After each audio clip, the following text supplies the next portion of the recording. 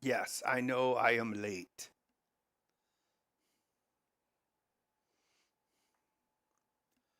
I know it's late. I know you're weary.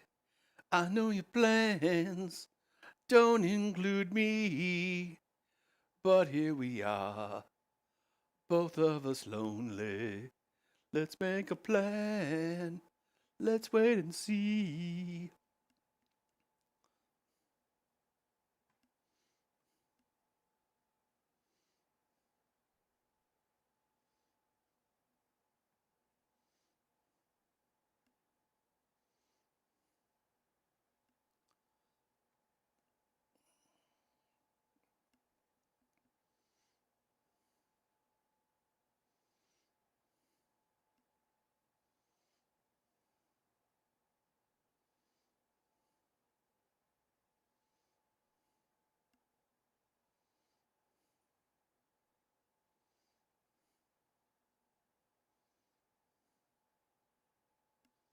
Here's the cross section analysis.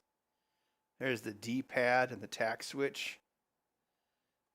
I'm going to use like the small tack switches like I used on the Vagabond.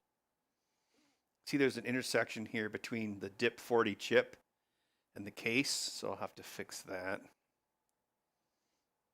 And then there's a secondary joystick port here. Here's the LiPo. This is the circuit board, the main circuit board. And then the cartridge is this big thing. This thing right here, this is the CPU I'm going to put back here. Because the CPU has the most pins going to the chip because all the pins go to the chip. So I separated it to make more space. Yes. And then there's a select button, reset button, main trigger, paddle trigger. So the paddle will go where that hole is right there. Yeah. There's the USB-C charger port right there.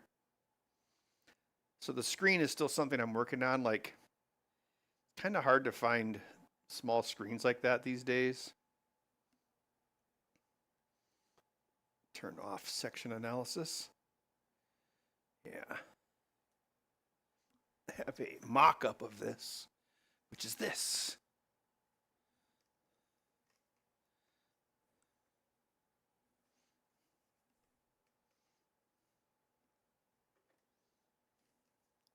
It's pretty small.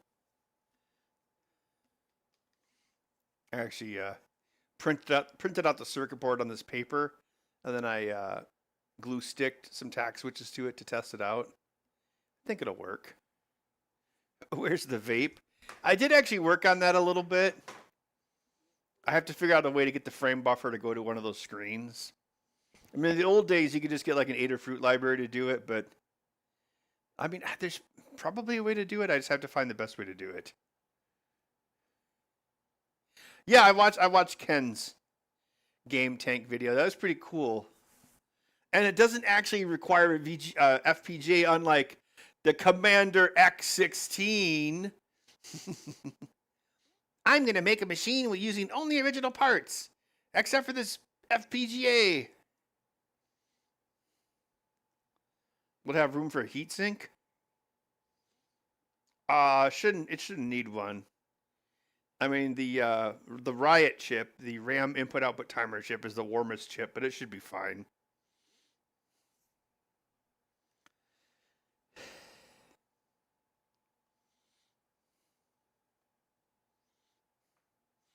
I finally got a new mouse for my upstairs computer. I got it for Prime Day or Prime Week or whatever it was.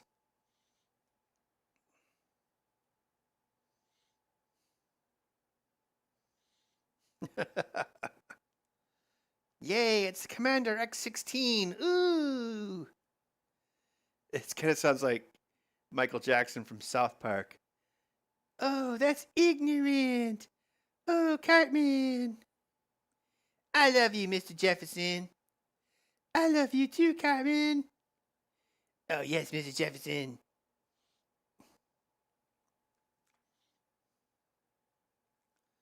So I created an internal sketch here. I'll probably add some more stuff, but here's like the basic inside button layout. There, it's got its own sketch. Oh, I guess I should probably label that.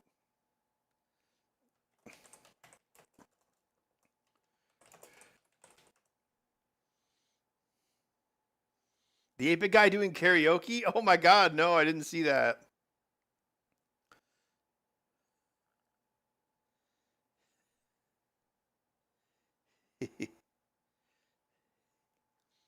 I should do my impression of 8-bit guy doing karaoke.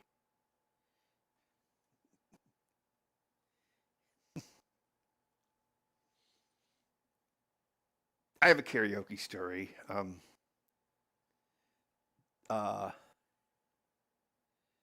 There's always two songs that people always do, but they always suck at it. What are they?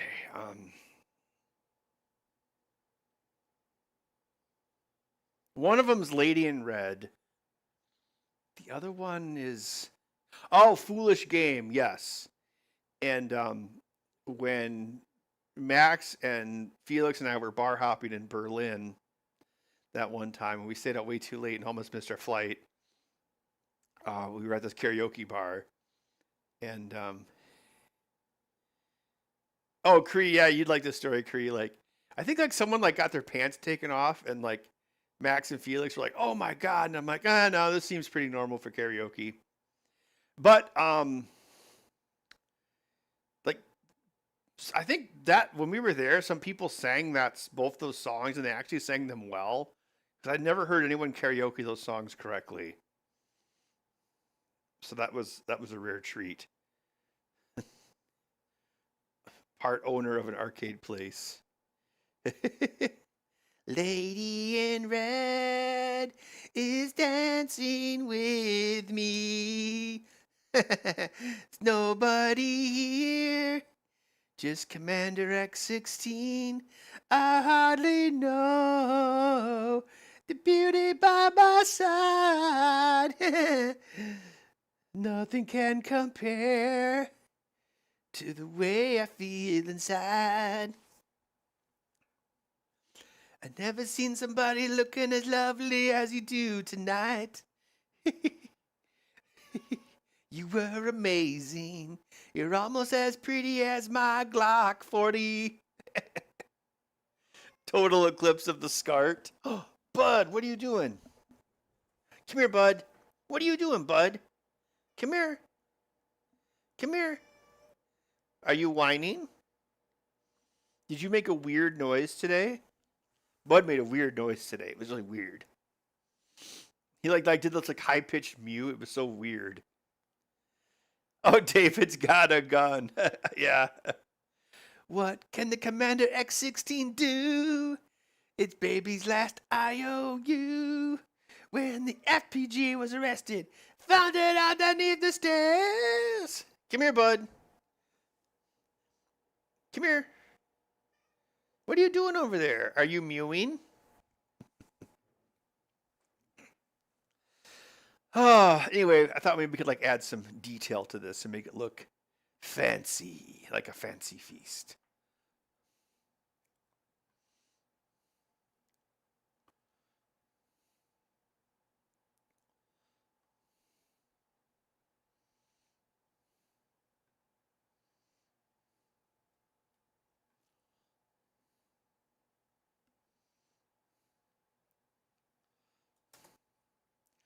I hardly know this beauty by my side. Nothing else can change the way you look tonight. See, the problem with this is like if we have to put something over this, which means this is where the screen would have to go. So the thing I was thinking about doing was trying to turn a Raspberry Pico into a television. I already had this built for something else, but I was thinking like I could actually just use 3.3 volt pull-ups on the open collector TIA pins and then grab the signals coming right off the TIA before they get turned into NTSC and use those to actually drive PIOs on the Pico and use that to create a frame buffer on the fly. Although it's kind of, yeah, I'm trying to find, like, ResiGun, like, one of these would fit one of these would fit great. This is a 3-inch ILI 9341 8-bit screen. 8-bit boss, it's 16-bit color. This would fit.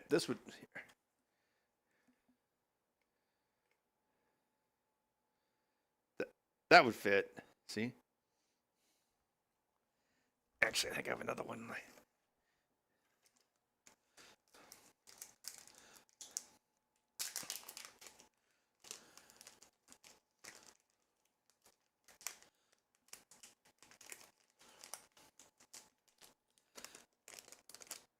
This screen is a different interface, but it's the same size.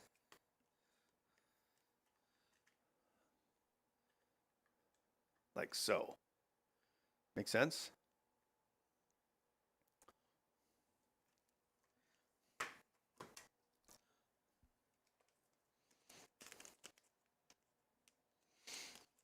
Well, yeah, I'm not going to add a fillet until I figure out where the screen would go.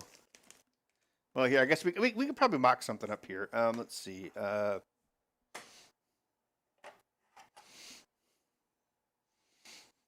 Like, you could stick one of these behind it, or, well, it'd probably just be easy to stick one of these behind it. So you would need, like, this would be folded over. Okay, that just says spooky. Okay.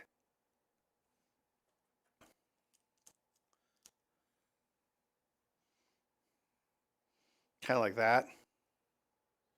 So basically, you make your own NTSC display, just using the PIOs.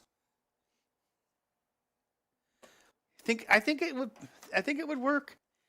Someone sent me some example code, like people using the Pico to drive NTSC, and in their example, they set the clock to like 151 megahertz, which is exactly, I think that's exactly like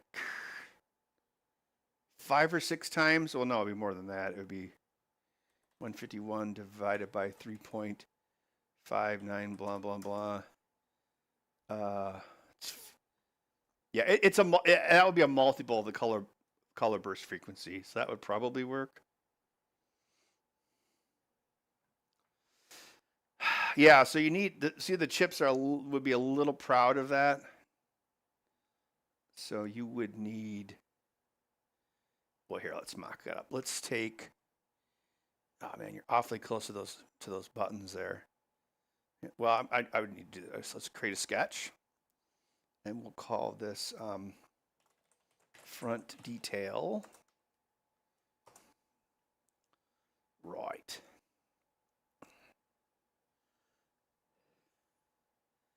Hello, I'm the 8-bit guy. I remember it, so you don't have to.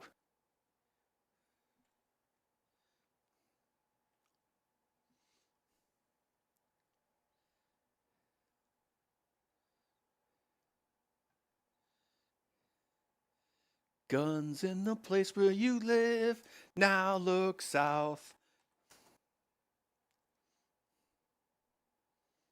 Oh man, that's awfully close to the buttons though. I tried to get a golden ratio on this, but this doesn't quite have the space. I think the screen's a little bit too big. Yeah, never the same color, yep.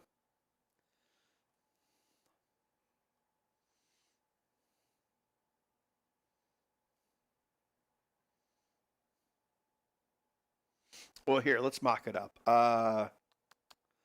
Let's grab this ILI 9341. I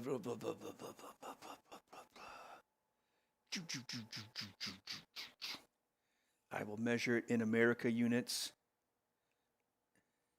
America, fuck yeah. Coming again to save the motherfucking day, yeah. 1.968. Maybe feelings are feelings because we can't control them.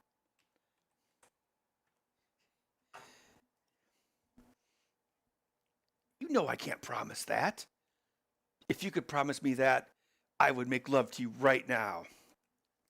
I promise I will never die.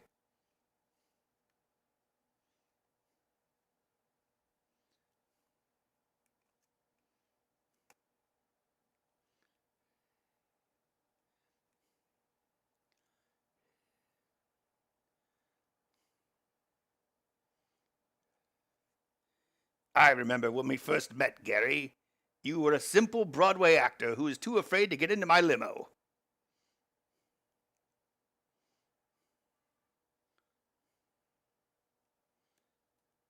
2.725. 2.725. All right. That's what that would look like. Move it around.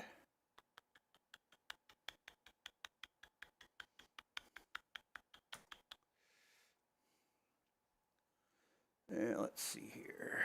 Take this to that. That's some weird number. That is 3.233 inches minus 2.725 divided by 2 is 2.5, blah, blah, blah, whatever. All right, so if we come in here and then we dimension this to that, we can give that this X offset of that. Okay, that's centered. Oh, wait, but we have to take into account that the screen is not centered on the thing. Yeah, right.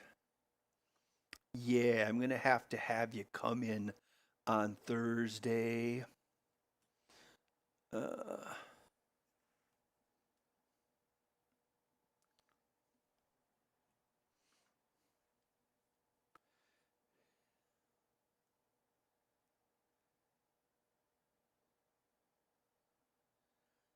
1.835. Never seen you looking lovely as you did tonight. You were amazing. See on the screen, see how it's got the driver chip stuff is on, I guess it'd be your left-hand side. So we have to take the measurements from over here.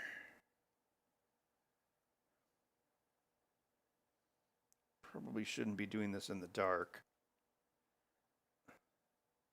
Once upon a time, there was portables in love. Now they're only portables in the dark. Nothing I could do. A total eclipse of the Atari. 2.4 on the head. Yeah, see how that's like misshapen?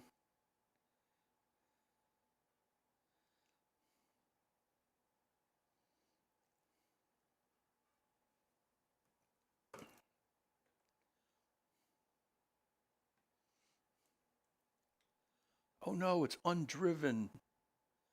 It doesn't have any drive in its life. I say it was 2.4. Okay, what was that other weird number? 3.22? 3.223. 3.223 minus 2.4 divided by 2 is that. 4 point blah, blah, blah. So we have to come in here and do this. So yeah, we have to actually make sure the visible area is centered. See how it's lopsided now? And then if we do it like this, you gotta do it like this.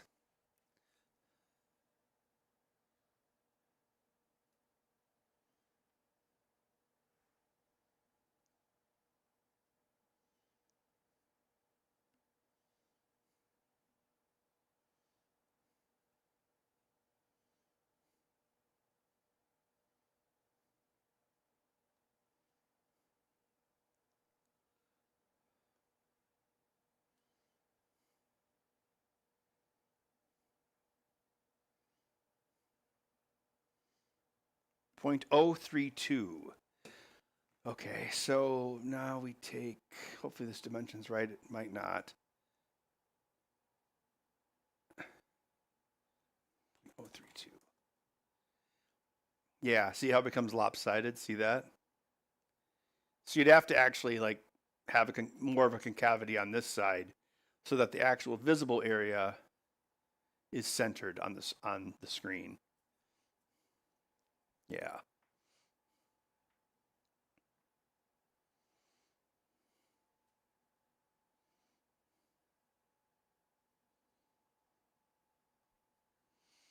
The thing is, you kind of want this measurement to be the same. So this to this is 4.115, and this to this should be the same in theory. It's not. That's not good. What the hell? What the hell?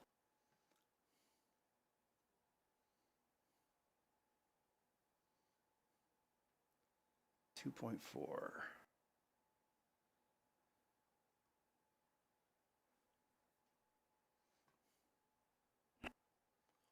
3.233 minus 2.4 divided by 2 is 2.4165. Oh, well, there's your problem. There, now it's perfect.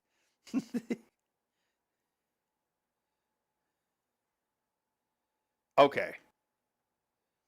Oh no, I'm probably in danger of over constraining my sketch.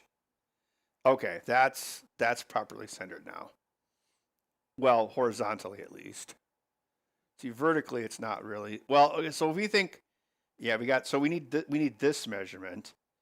So we need this to that, which is that number, 2.5948 minus 1.8, God damn it, 2.5948 minus 1.835 divided by 2 is, now it's not exactly this. Well, it's somewhat close.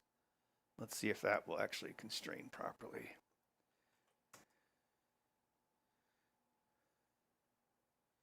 Okay, so that would be the actually centered LCD. All right, so let's see, what's the best way to constrain this? Probably to get this measurement here.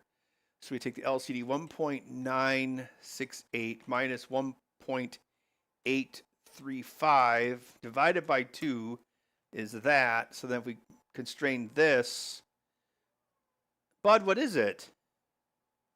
Are you a whiny kitten? Oh no, it went the wrong way. No. Also, that's not the right number. Ah! Screw my life. Oh, my life. What's the matter, Michael? Dwight, you ignorant slut. Every year, there are many office-related suicides. There we go. That's where it should be, I think. Let's just double check. That to that is whatever that number is. 3, 4, blah, blah, blah. Whoa! Oh no, the super scroll wheel on my new mouse. It's crazy.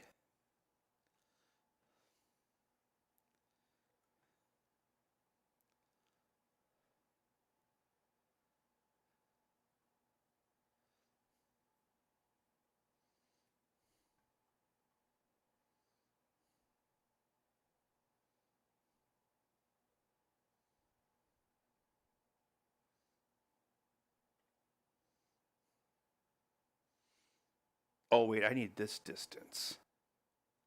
This to this is 2.5948 minus the height of the whole.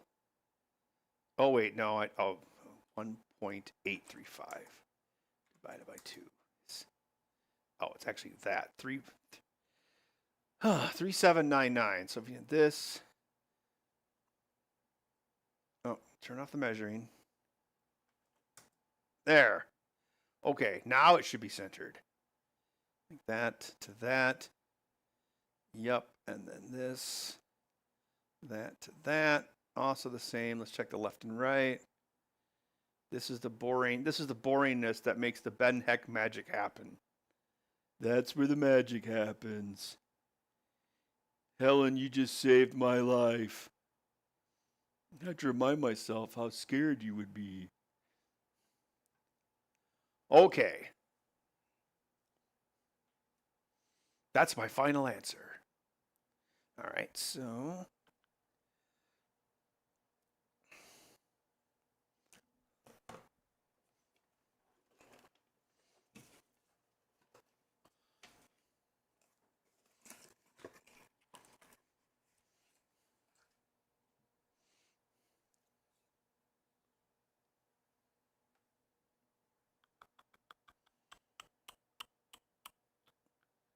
yeah, it's just, let's call it 1/10 of an inch. It's just under that. Let's see. So this should be on this plane. Yes. Okay. Now let's turn off. Where's the casing? Oh, main front shell. Okay. Let's do this. Take this. I'm going to go down. I'm going to go negative 0.1 like that. And then to make a punch out, your favorite video game, I'm going to take this and go up just a little bit. There. Ah. This mouse apparently has like some sort of magnetic clutch in it. Like when you push the little button, it changes the scroll wheel, but it's done. It feels like it's done like with a magnet instead of like mechanically. Like when I push it, I can feel like a little magnet, I think it has a magnetic clutch. Excuse me. Oh wow! Thanks for the super chat, Violation Entertainment. A tin of the deluxe premium gourmet banquet feast for Bud. All right, I will make sure that particular $20 goes toward Bud's food, which will keep Bud from dying. I will even learn to keep Bud from dying. He sounds like the computer from Team America. Our base was attacked by a giant socialist weasel.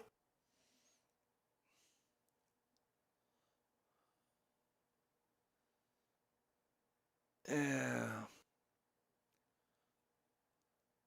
That's probably like worst case scenario. Call it 0.15. Let's see. So let's do this. Let's turn this over. Let's grab this. Let's take our DIP 40 reference. As you can see, it's interfacing. Let's call this the ILI 9341. This is assuming that my driver idea works. I think I could make it work. The biggest trick is like making the color phase, because I would. Well, I think I can probably figure out a way to make that work. Okay, so then that's the minimum, but then we have to raise it, what I just talked about, to make room for the whatever, if it's like a Pico PCB, like that. See that? So yeah, it's gonna be a little proud of the main front shell. Well, gosh, it seems like a lot.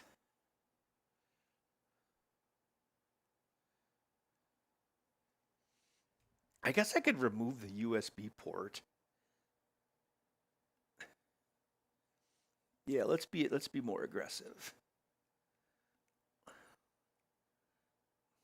gonna bet $0.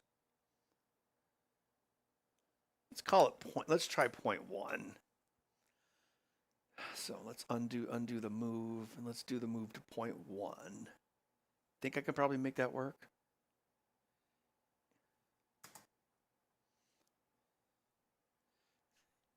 Yeah, I wonder what intelligence stood for. I'm sure there's like a backstory for it. I am intercepting information about the terrorists' identities. Team America is just as bad as the villains they fight.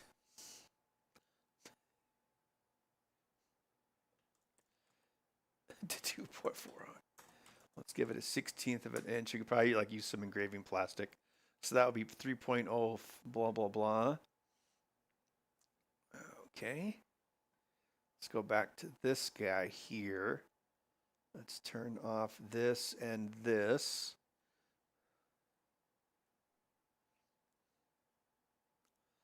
Oh, so the AC people had to come back today. My AC had a super. I couldn't even believe it. I actually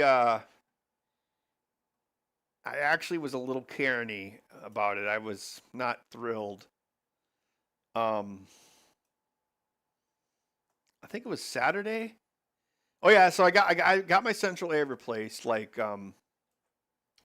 not even 2 weeks ago. It was like 2 weeks ago tomorrow. So like not quite 2 weeks ago. So I was in the backyard like watering some grass that I was trying to regrow and stuff. And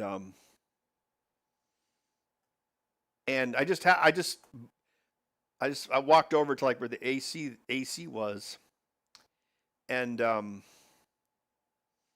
the fan inside of the unit broke loose, like the blade did. Yeah, I could not believe it. But then I thought back, like when they installed it, I thought it sounded a little weird when it ran, and I was like, "Is that normal?" And so I probably should have pressed it more because I think it was probably loose from the start because when it ran, it didn't seem as quiet as it should have been. So this is what I found on Saturday. Look at that.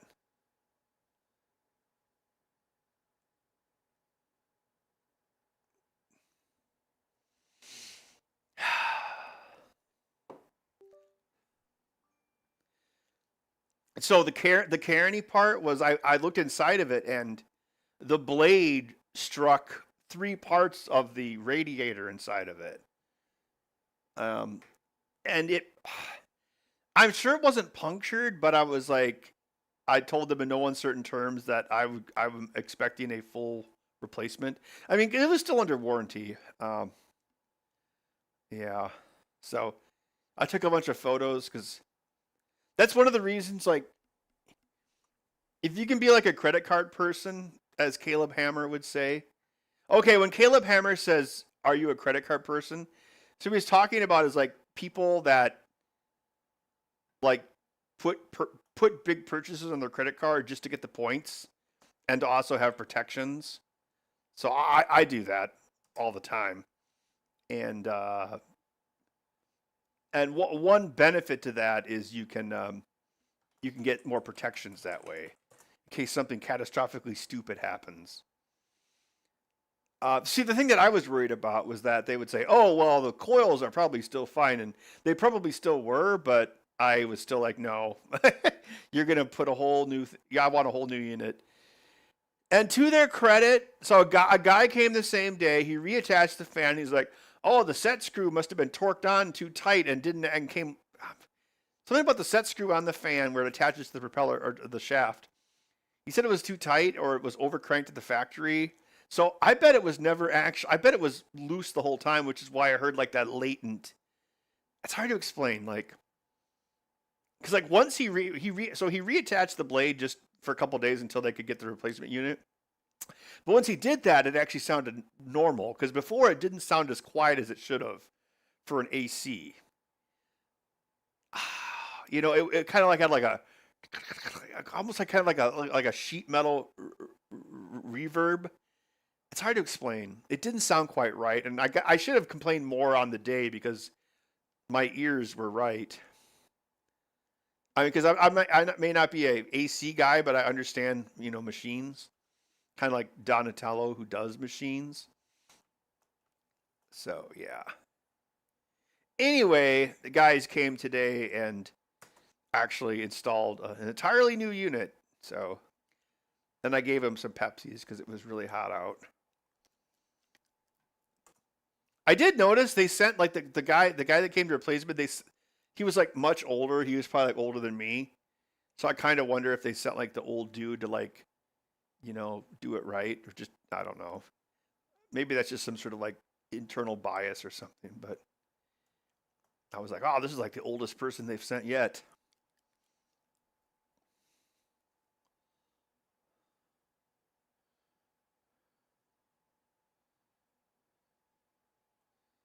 Wait a minute. I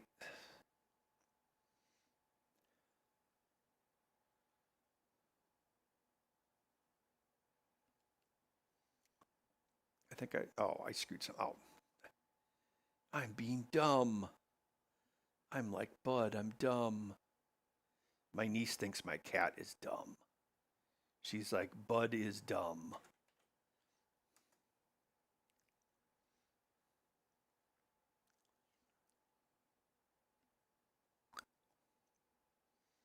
Yeah, because the screen doesn't actually stick out, obviously. So this is what it would look like. Here, we can make this black.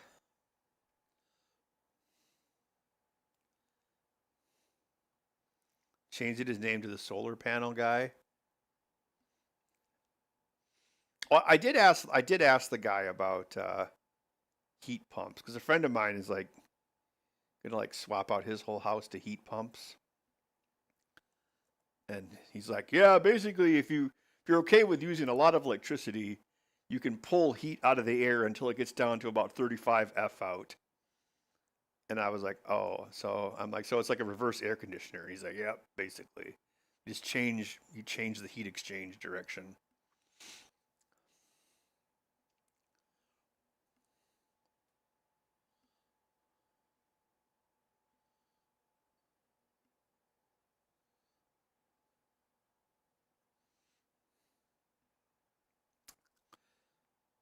Yeah, it might be kind of hard to push these buttons.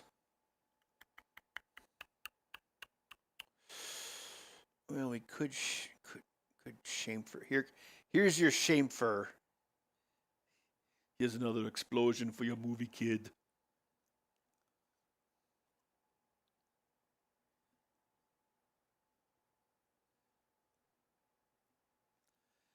Well, anyway, that's my exciting story of my exciting life.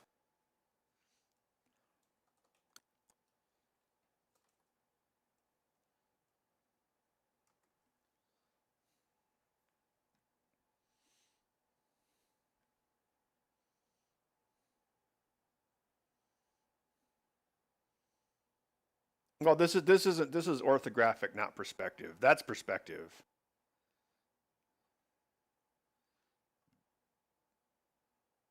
I always design an orthographic. That's orthographic.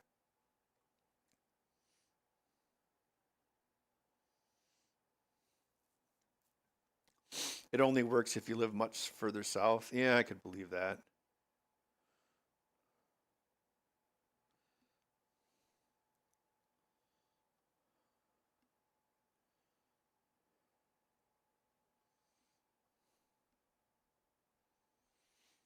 Ah, I can kind of see a problem with this because now it's not centered. If this is the place, yeah. See the problem now with this.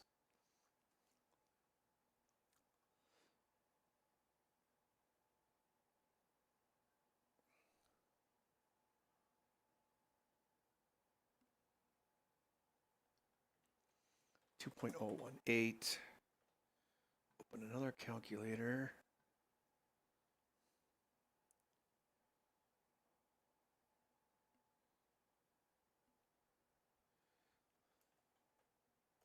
Invalid input. PC load letter. What the hell does that mean?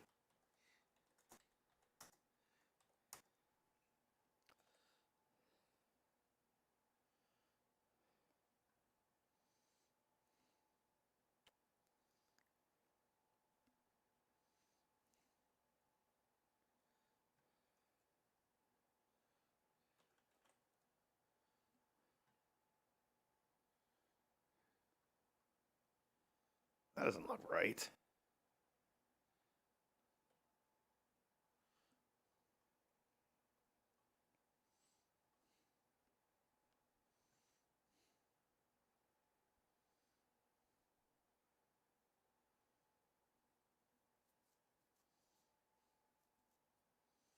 Yeah, orthographic means everything has a straight projection versus perspective.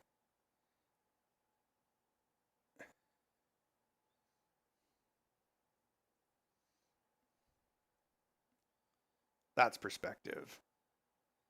That's orthographic. Yeah, you're right. It does make the back look bigger. Kind of like how Greenland's not as big as everyone thinks because of Mercator's projection. Mercator was always just projecting, you know. Let's see here.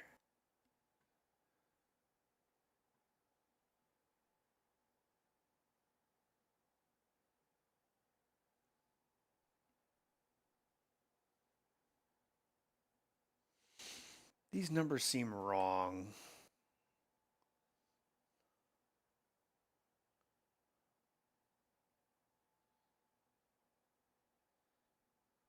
$2.448.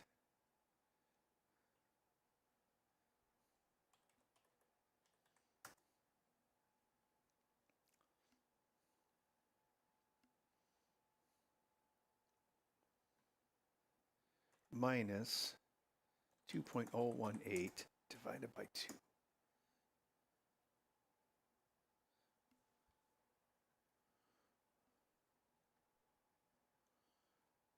Why does that seem wrong? Baby, it's the right kind of wrong.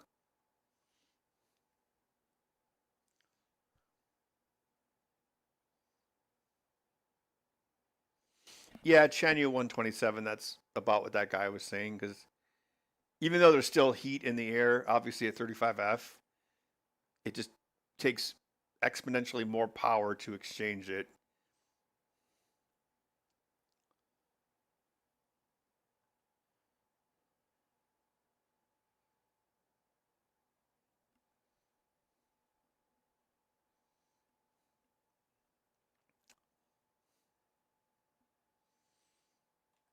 Yeah, I feel like I've done something dumb here.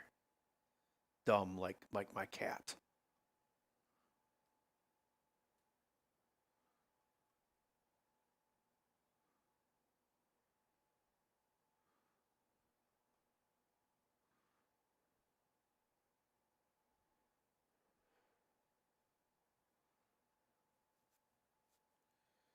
So you take this one, extrude, like do that for like some engraving plastic or something. So new body.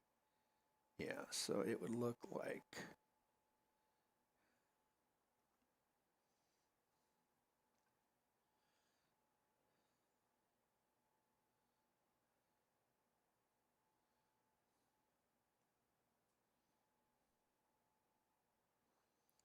does make it look more chonky, doesn't it?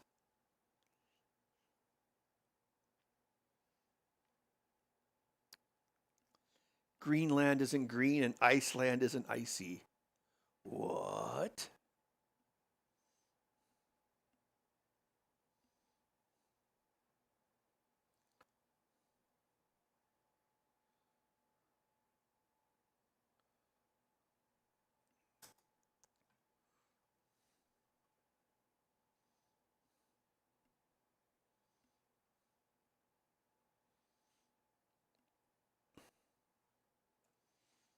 Okay, I guess I could just do a super ghetto solution TM. Super ghetto meat boy.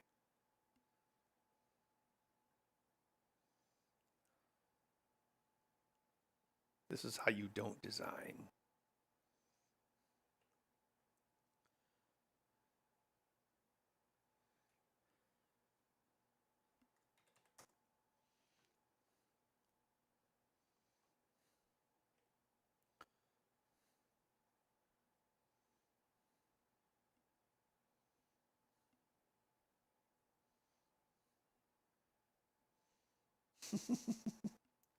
I'm sure some of you figured out my what I'm about to do here, which is super hacky.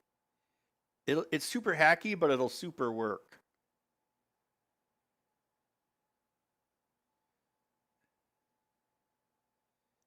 Give me the center, baby. There we go.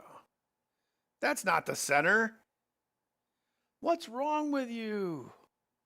What's wrong with your face?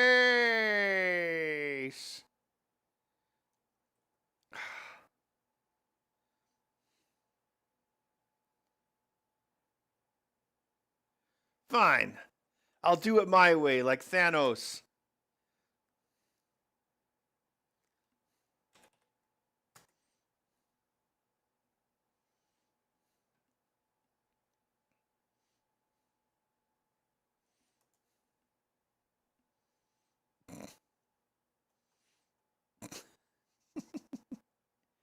Oh, this is clunk majunk. What? Oh, you son of a bitch. Dylan, son of a bitch. Whoa!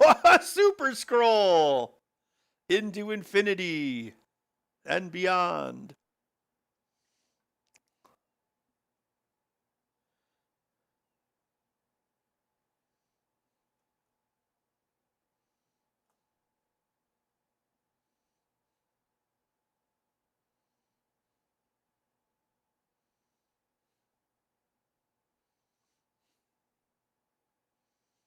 Don't worry, it'll totally look right when I'm done.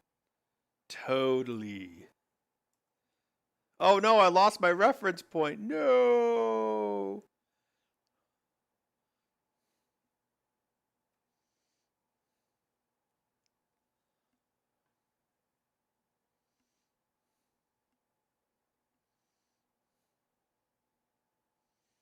You ready for some more hacks, but jacks?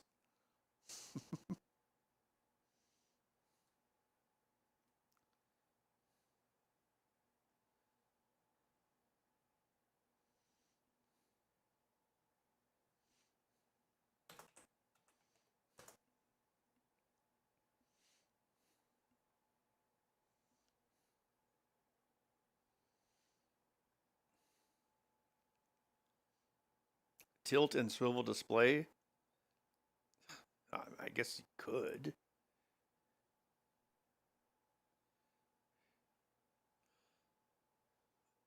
Aluminum brushed linear, yes.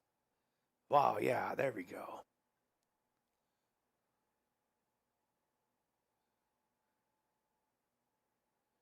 Wait, what's this guy?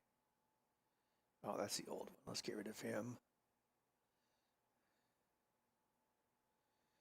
Okay, so I'll use this to punch out the hole in the other thing. Set to extrude, remove.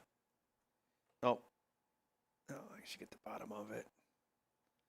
Oh, I got this stupid thing here.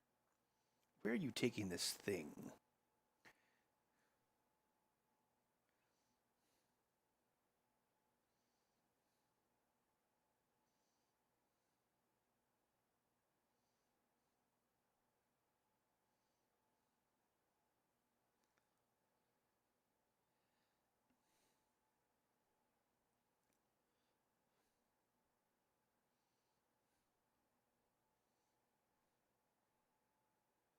There we go.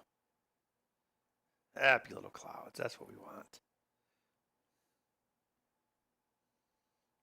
What do you think?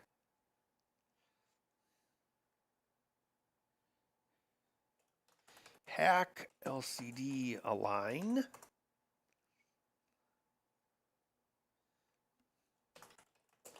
Hack bezel align.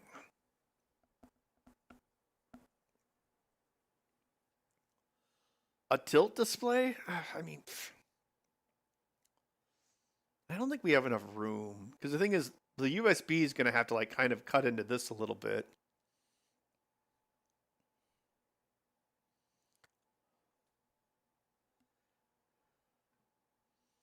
Yeah, let's turn this section analysis back on. Yeah, see, there's going to have to be a cutout in both of these for the USB plug. Because it needs to be a little bit bigger than that, kind of like this.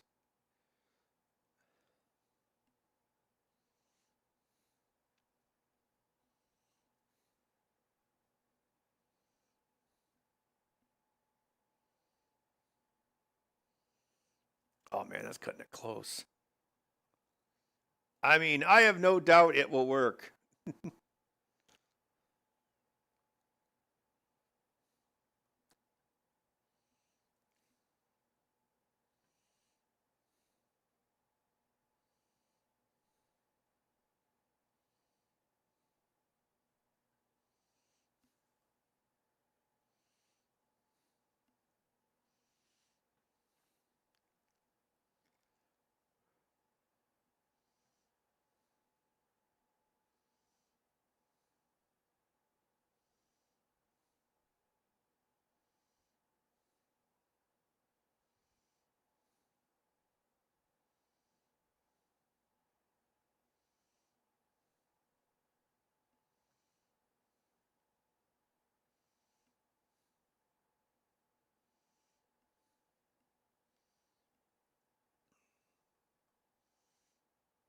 actually. Yeah, because we'll probably want this to be black.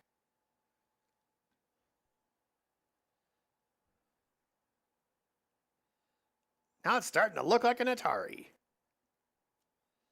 Have you played Atari today? The second button is for the built-in paddle trigger. Player 1, paddle 1 uses the right button for the paddle trigger button. So that's why there's a secondary button for it. So this will just be connected to, it's either right or left on the D-pad. And then the paddle will go here. Yes, it's for auto fire, for cheating.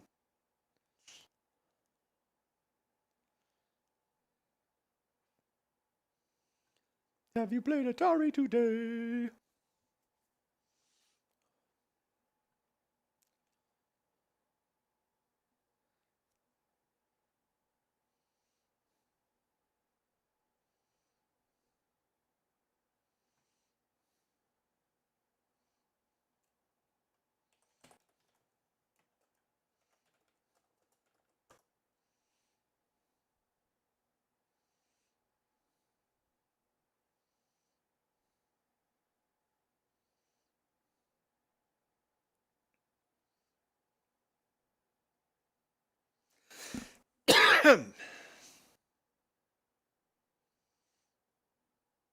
Oh, look, a graded pitfall, just what the world doesn't need.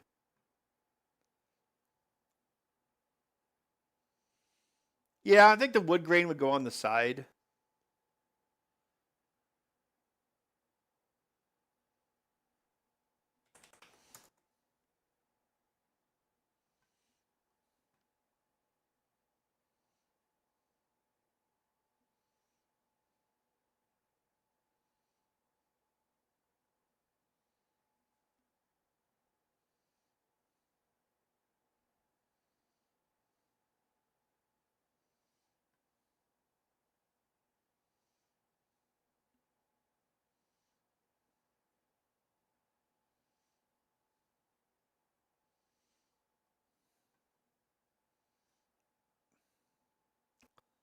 Ah, oh, damn it. Oh, there we go.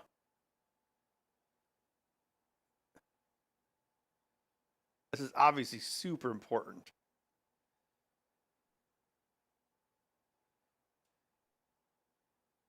Yeah.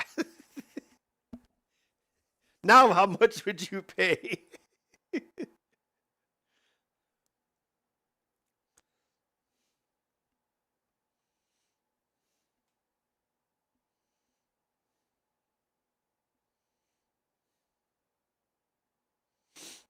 Yeah, I could probably just get like a wood veneer for the side of it. Let's see. Let's turn this off.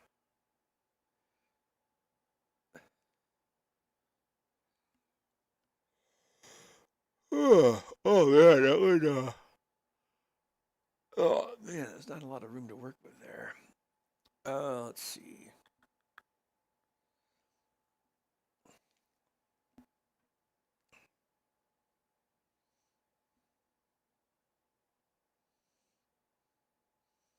Great, now that canvas is there forever. Don't remember, Simpson. You're here forever.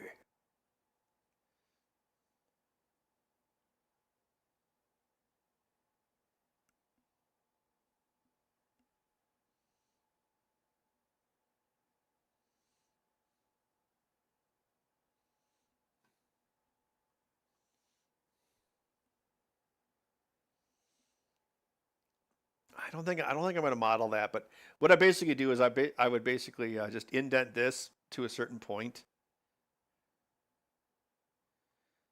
Okay, I'll do it, but it probably won't be the final. So I'm going to take this front shell, make a copy, just in case we don't destroy it.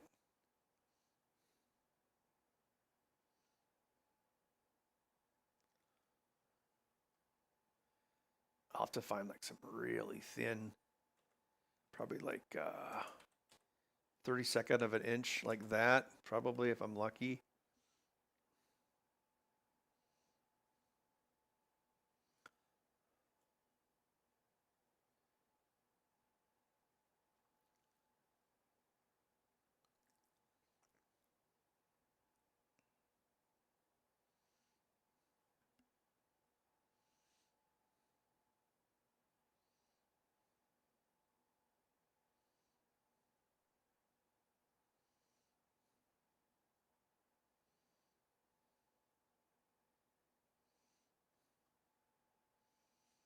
Oh, you know what? Let's golden ratio this bitch.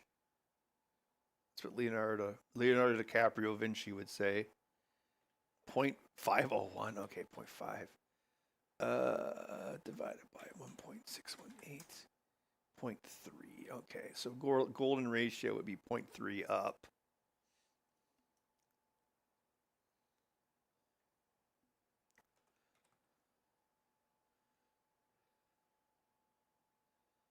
There we go. There's a golden ratio is always good.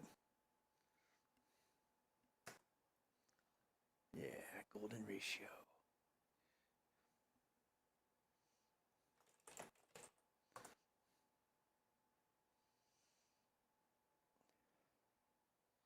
Because we can't take away too much because we might lose the we also have to have enough meat for the screws.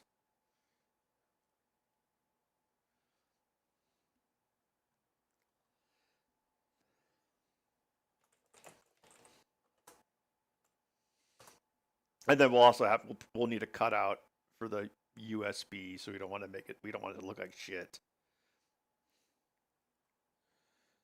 Let's see here.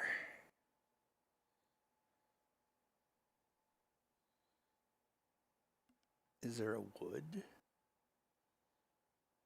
I'll take anal bumhole covers for 6,800. Well, the grain's going the wrong way, but I think you get the idea.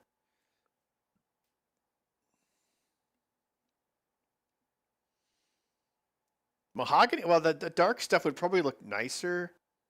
Well, actually, I mean, well, I don't think I can get real wood that thin, but that's way too dark.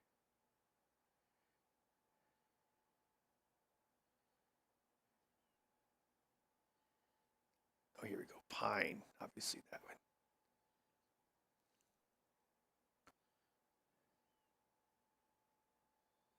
Yeah, I'll just use cherry for a placeholder for now. Okay.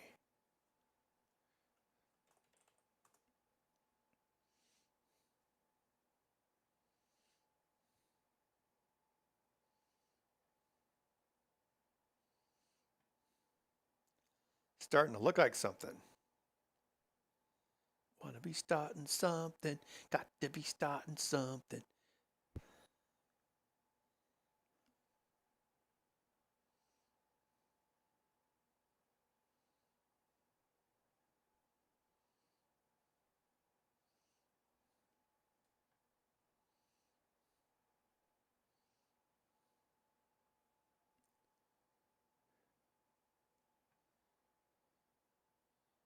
Where was that metal I had before?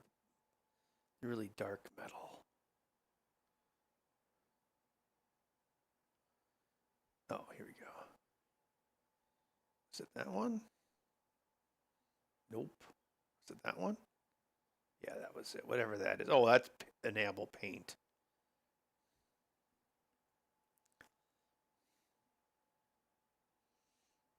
Oh, here, I'll turn on perspective. There you go. Oh, the middle piece is missing. That should also probably be black.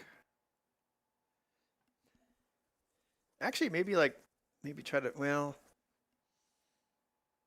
I mean, I guess I could just get like a 16th inch piece of wood. I think that's what I did on the other one. But then it would have to match. Well, unless, well, no, the grain wouldn't look that. Yeah, I could mill it out, but yeah, probably. Gosh, that's tough.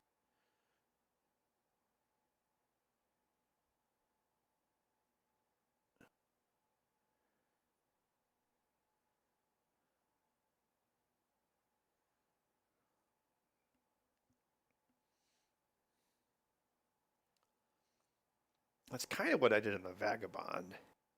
I mean, if I, well, how would I make the wood grain look good if I did that? I'd have to make sure the grain was all going in this direction. It might work. The thing is, it would look less good on the ends. I mean, because you could, in theory, like you could make. Yeah, see, look at these screw holes are really close already. Like you could CNC this out of a solid piece of wood, and then have this piece here. This would be just as thick as this. Does that make sense? So you'd sandwich it together. So your screws from here, and you'd also have to pick a length that matches a somewhat standard screw size. So like in this case, your maximum distance would be 1 point. Yeah, so you might be able to get away with like a 1 inch screw there. And then you'd have to use shorter screws up here. So you'd have to have some countersunk screws up here, and that would be well, and those would probably go all the way up here. Because I mean, you could probably get. Well, I mean, I know you can get funky screw size. Like I got my Xbox controllers. I think it's like one of them is like 9/16 or something like that. So you can do that, but I try to avoid it if I don't have to.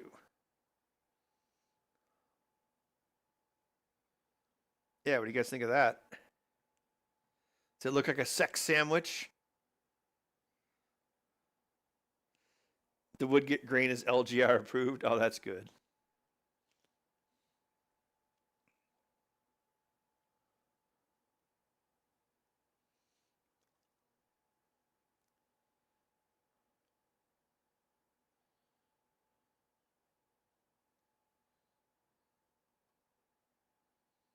Oh.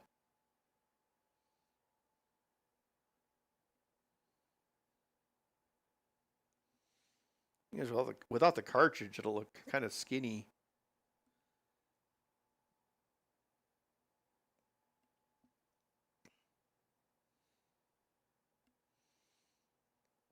See, the PCB also has the tines for opening the cartridge. Very clever. This is what it'll look like empty. Actually, it does. It actually looks really skinny if you think it like that. You know, if you just if you just made this an emulator with that Pico, you wouldn't even need the back portion. You could just make it like it would just look like this, right? No, I can't do that. I can't do that.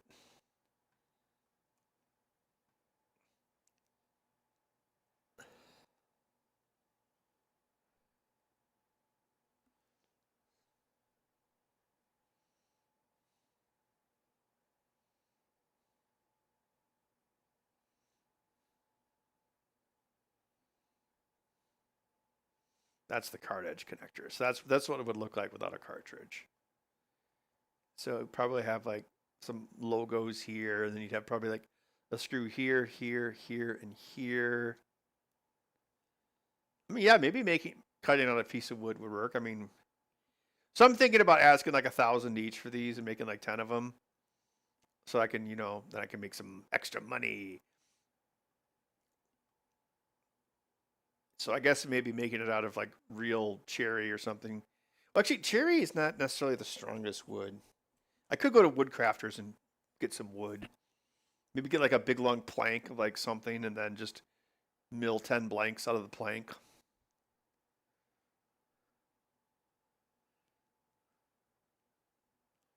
What thickness would it be? What are you speaking of? For what thickness?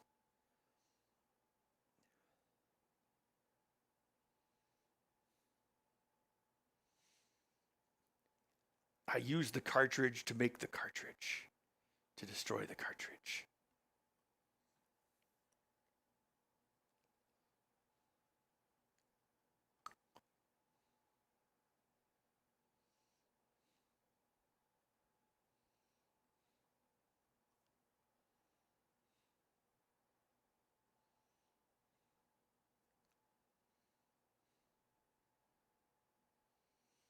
The wood? If I did it like, well, it's 0.3. Well, uh, it would be 0.3 plus 0.063, so it would be 0.363 inches thick. I think my math. Yeah, it'd be 0.363 inches. Yeah, so instead of having the interface piece be its own separate piece, you would cut this out of wood, and it would be well, it would look like,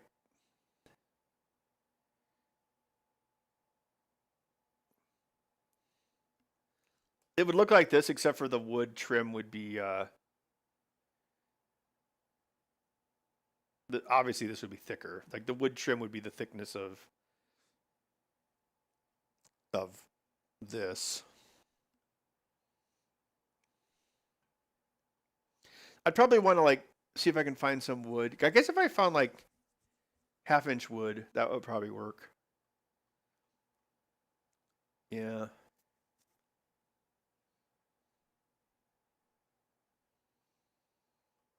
Well, no, I would get like some nice wood at Woodcrafters.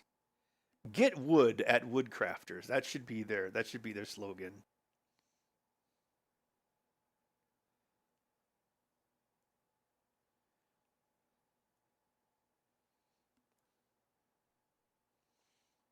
See, a lot of this depends on if that screen adapter thing would actually work. So whatever your electronics are would pretty much have to fit in this concavity here. I mean, I could always bump this up. But actually, if I did that, yeah, because see, this chamfer here actually affects the distance of the screen because the screen is centered from this edge to this edge. So if the chamfer changed, it would actually change the position of the screen vertically. Because making it look right is one of the ways you make like a Ben Heck portable. You have to like make it like perfect.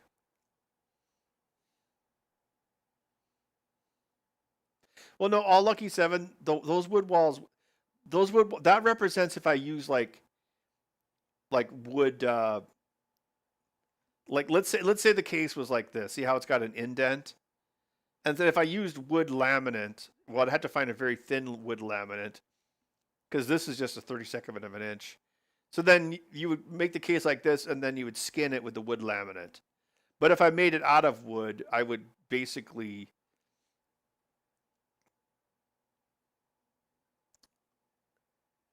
yeah, I would.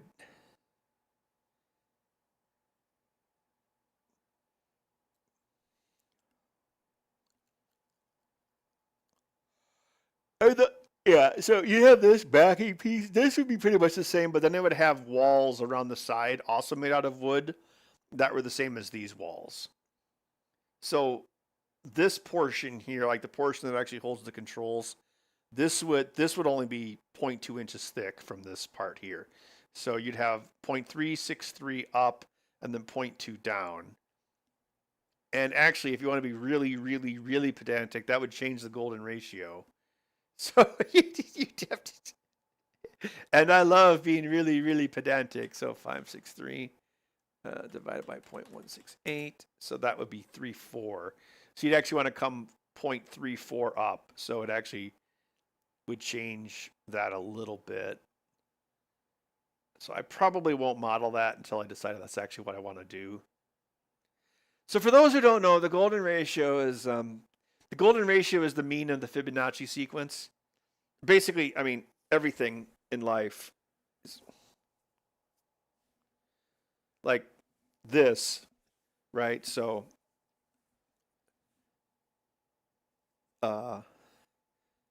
this, like this to this, this to this, and then this to this.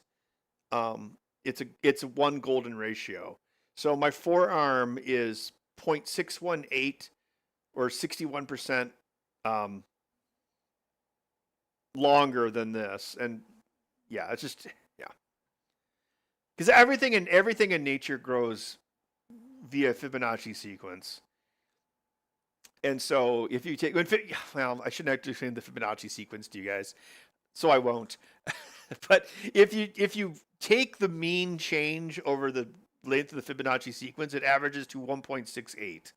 So each iteration of a Fibonacci sequence, the next number is 1.68 more than the previous number. And that ratio applies to like pretty much everything organic. So in design, you use those ratios to actually I think I have one. Yeah. the iPod, the screen, the screen to this is a Fibonacci ratio. Well, it's the golden ratio. So this is 1.68 of what this is.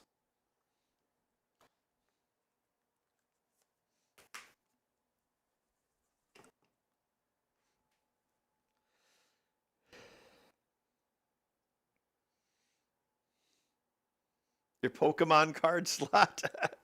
Well, how about a flex? No Pokemon card slots on this. But yeah, I think that looks pretty good.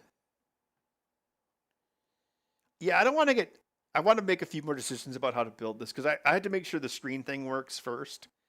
Because it's actually kind of hard to find. Like in the past, I've used like those like three or those. Well, this has to be a 3-inch screen to fit because this thing is actually pretty small, right? Like that. And like most of like the backup cams that you can get off Amazon, you can still get those, but those are usually like 4-inch. It's really hard to find one this small, and even if it is this small, a lot of times the circuit board is actually larger than the screen, so I don't know if it'll fit. And you can't really find. I was looking, I can't really find like just 3-inch ones. But those ILI 9341 screens, which are common as dirt, those are 3-inch. So basically, I would need to. Well, I already was working on a test board for this, so I took the that Atari I was working on.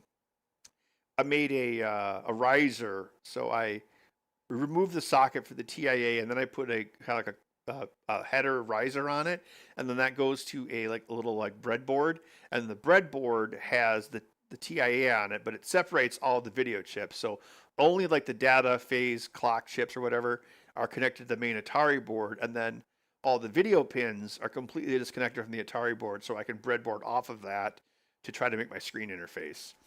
And I noticed there's another pin that they don't use on the 4 switch, and later it's a blanking pin, which does act a little bit differently than the horizontal sync pin. However, I have to make sure that it's kind of weird because that blanking pin is only active. I don't know how consistent it is. It looks like it actually might only be in the active video signal, but I need to do some more research because I think the programmer is responsible for actually sending the 3 VSync pulses, because if it's NTSC double fire, which means single field non-interlaced, it's 3 inverted H-sync lines. That tells the screen to VSync, and then there's a certain like a front porch and a back porch, basically invisible lines. But I just had to make sure that it works all the games because not every Atari game uses 262 lines. Have I been working out? No, not really. I mean, I did buy an electric chainsaw. I finally broke down, just got an electric one. And I actually ended up getting a Ryobi because I already have a bunch of Ryobi tools. And I'm like, oh, this one can use the same battery as all my other tools. So I didn't get a gas chainsaw yet. And you know what? It's like a 18-inch Ryobi electric. It seems perfectly fine. So I actually destroyed a bunch of bushes. I hate these bushes on my house here. So some of them I was actually able to rip out because some of them like the original roots were like dead. So yeah, so I need to cut those down. Then I need to cut some branches away from the data cables, and then I need to so we get 3 brush days here. And so the first one was last week. So sometime in July and sometime in August, I have to do 2 more chainsaw massacres.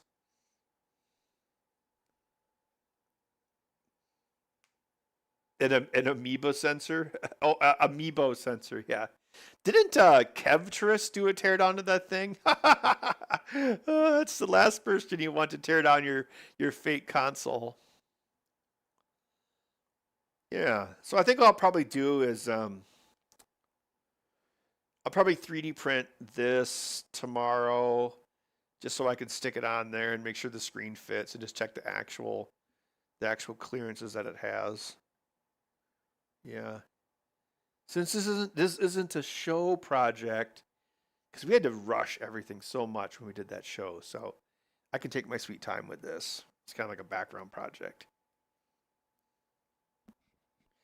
Yeah, that's what I heard. SM Brown was that gas chainsaws like require like a ton of maintenance, like even more than like any other gas engine tool. So I don't know. Yeah, I mean, I yeah, for now, I think a gas chainsaw would be overkill for like city house stuff, but I definitely have used this Ryobi quite a bit already. So yeah, I put a huge pile of branches out last week, and then I've already started another pile of branches. I don't know if I guess if I drag it to the curb, it can just sit there for a month. Who cares? The rest of the time, you have to take them to the dump. Yeah, I guess I could chop them up into little bitty pieces and burn them.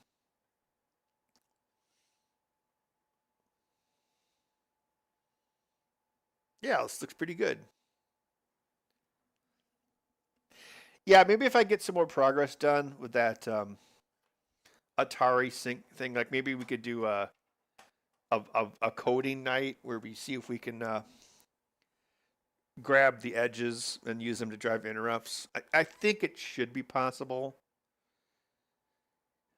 I mean, I guess people use the Pico to make like HDMI outputs for GameCube, so I guess it's really not much different than that. I mean, you could probably make an HDMI output for this if you wanted. A Tesla? Yeah, but Teslas cost a lot more when you do have to get them fixed. That's kind of a problem because you can only go to like Tesla stores, which is like the grand scheme of all. They want they're like, oh yeah, we want to make all our money. Well, it's like everything nowadays. It's like instead of like finding new customers, you just find more ways to squeeze more money out of existing customers and subscription service. I was shocked that the other night I had this dream and I woke up and I'm like, oh, that could be a good, cool movie idea. So I looked up how much Final Draft was, and you can actually still just buy Final Draft. I couldn't believe it. So there is like some professional software out there that hasn't been completely subscriptionized yet. There is a subscription version of it, but you could also still buy it for $200. I was shocked. Someone emailed Louis Rossman while he's having his pointless fights in California. Pointless. It's so cute how he thinks voting still matters. Yeah. Well, maybe I will get a High Life and then I will drink it and then we can finish it up. Blank slate EVs coming out for 25K. Wasn't Toyota trying to make like a cheap truck like 25K?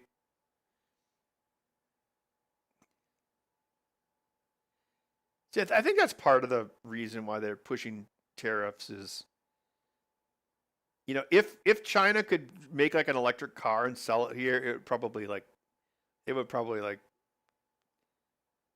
do a lot of damage to like the existing brands like Tesla and whatnot. I mean, we send our cars to China. I mean, I guess that's about the only trade diode we have with China. Also, I had to make sure the potentiometer doesn't stick out too far. That might be an issue given how high the circuit board is. Like if the circuit board is, yeah. See, like if your pot sticking up here, you'd have to have your nut here, on the shaft.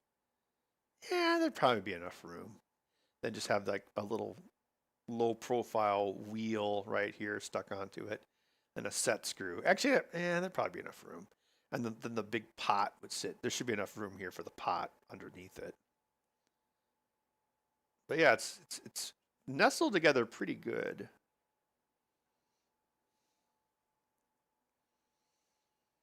Oh yeah, I'm sure that was a big motivation for Elon backing a pro tariff president. Because yeah, I mean, think about it. Like if you had like Well, actually, Teslas aren't that expensive. It's kind of crazy, like how Teslas haven't gone up as much as other cars, although it's just pure greed, like with the automotive industry.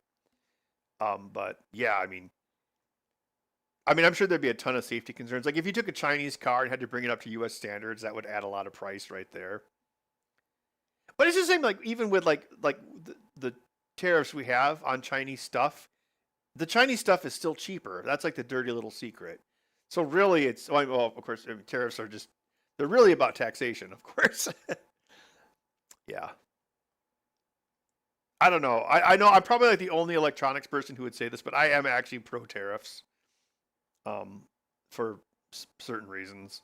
Well, the reason is we didn't beat the Nazis by buying ball bearings from them 80 years ago, so there's that kind of thing to think about. Kind of looks like a cake, like you cut a wedding cake and then I could make this into a wedding cake.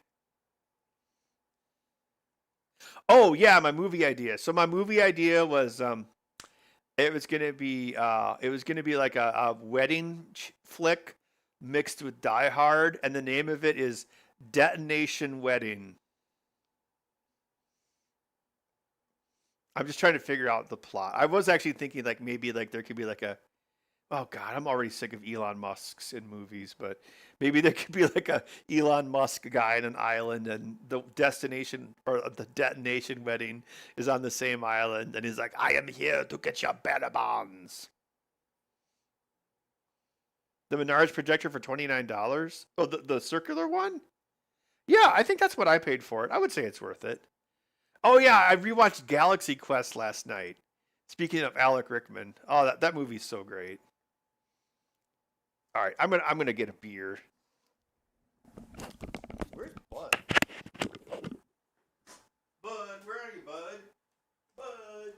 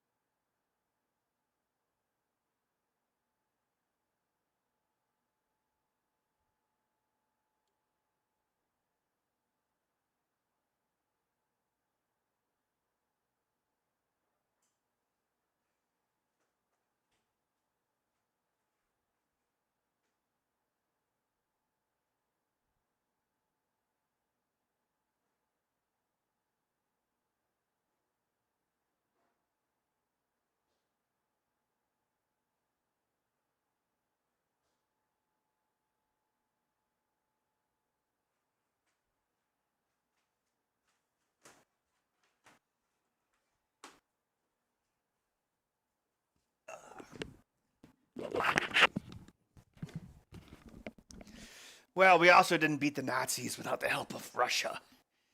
So yeah,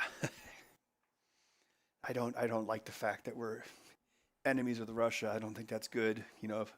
Hashtag read a history book.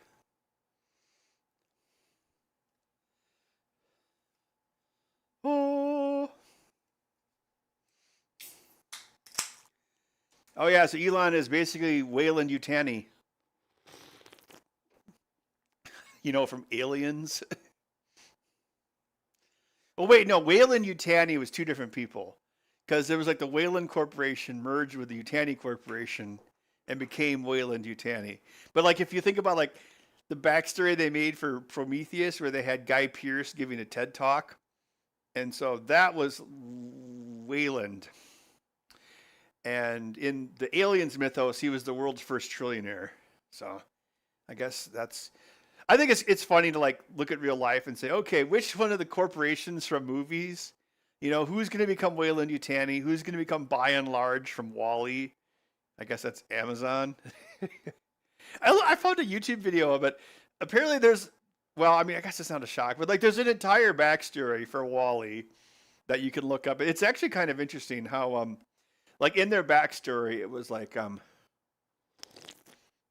By and large, it was two corporations. It was like a yogurt company and then a company that made pants for fat people, and they merged and became By and Large.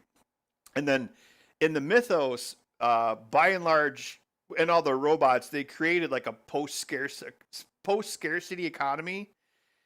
So it's actually the same shit Elon talks about that won't happen, but in the myth of Wall-E, that's what happened. It's like, oh yeah, the robots and nobody has to do anything, but then of course in Wall-E it destroyed the planet, which is probably what would happen if that actually, if humans had nothing to do but consume, our planet probably would get covered with garbage. Who's Omnicorp? Oh, I don't know, probably like Raytheon.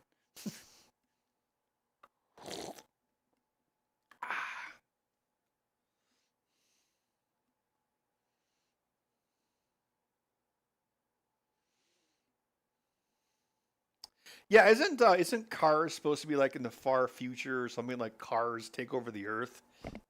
Maybe that's after Wall-E. I'm not sure. I just wish they would end Toy Story. It's like it's not a story if there's no ending. Like the only place Toy Story can end is a dump. It's like it should have ended in this third movie, but of course, money. It's like I think you could make a really super dark final Toy Story. Call it Toy Story. A Toy Story ends. Yeah, and they're all in the dump, and it's like Mad Max. Yeah, that would be cool. And then yeah, that's the kind of Toy Story I would make. I would want it so like at the end the kids are just bawling their eyes out and the kids are scared to death. That's what I would want. Are you make it back to the moon before China? I don't know. Well, that's what they're trying to do, like the Artemis mission. Like Artemis, isn't Artemis 3 going to try to land something on the moon? Artemis 2 just, well, it didn't even orbit the moon. It just slung around the moon.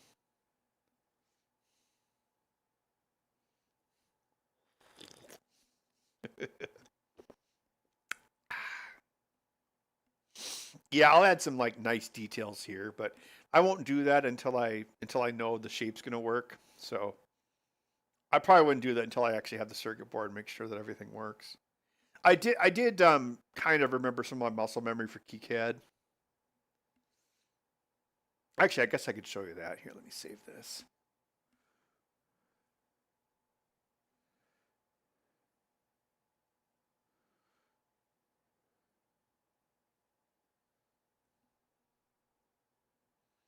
Aladdin was set in the far, far future.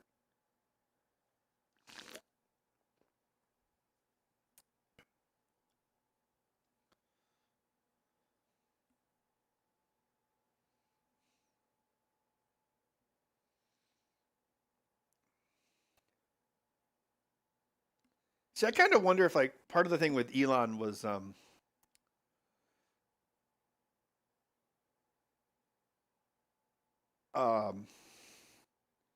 well, like we hate Russia now, and that war is still going on, which nobody talks about. It's kind of funny how that works. You start another war, and then all your existing wars, oh, nobody cares about those anymore, even though they're still happening. But so then you have like, I mean, so yeah, if you want to go to the ISS, you can call Elon or you can call Russia. And then Starliner didn't work, and then Blue Origin exploded. You could probably think of some conspiracies of that one. So yeah, maybe it's like, sir, we need to rescue some people from the ISS, and like there's like two phones there or two buttons like that meme, and it's like Russia, Elon, and which one do I push? Oh yeah, so I did remember enough of how this works. So I created an origin point here. So that origin point matches the origin point in Fusion 360. And then these are the small tack. These are like 1.5 millimeter tack buttons that I used. So this layout does match. It is a little different exporting. Like you actually have to go up to, excuse me, you have to go up to plot, and then you have to like specifically put all the SVGs in the same layer.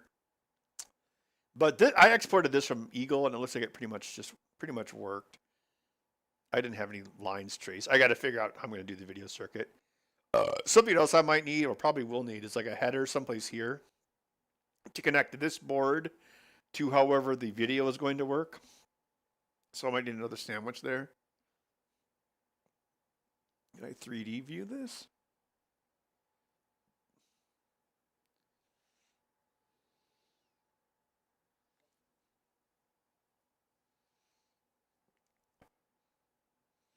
You saw me in Black Earth? Oh, I was buying Yingling, right? Is that? Oh, you were there? That was Memorial Weekend.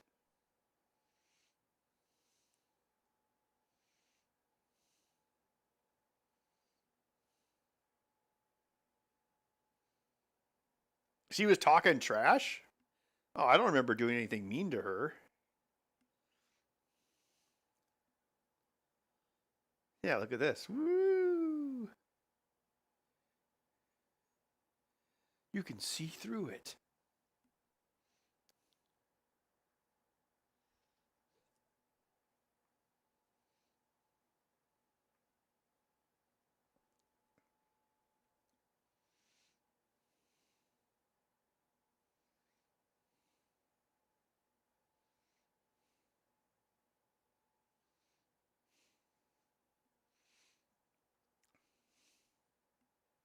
You know, it's funny that that Yingling box is still in the back of my truck. I left the empty box in the back of my truck so I could be a super redneck.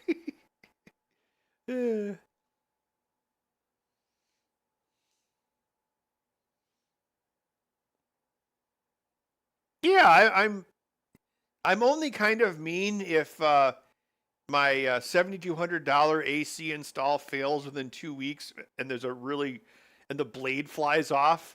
That kind of makes me mad. But other than that, I usually am pretty nice to people.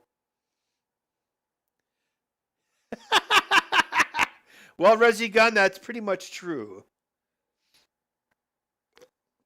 I think we drank all those cans between my friends and my family that weekend, and more. Oh yeah, that was the same weekend.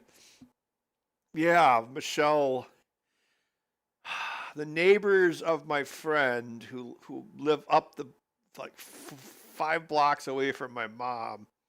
We saw her speakeasy basement. I'd never actually been in there before, but then I went there, and so there was whiskey and bourbon as well. Oh, it does kind of look like a Doom map, doesn't it? Yeah. Well, surely someone's made a Doom map of the circuit board, right? But yeah, I mean, these objects came in, so like you should be able to just grab the whole object. I know the parts in the library work differently in KiCad. I think I made some custom parts before, but I've got to like relearn that. It's still so dumb that Eagle they just killed it.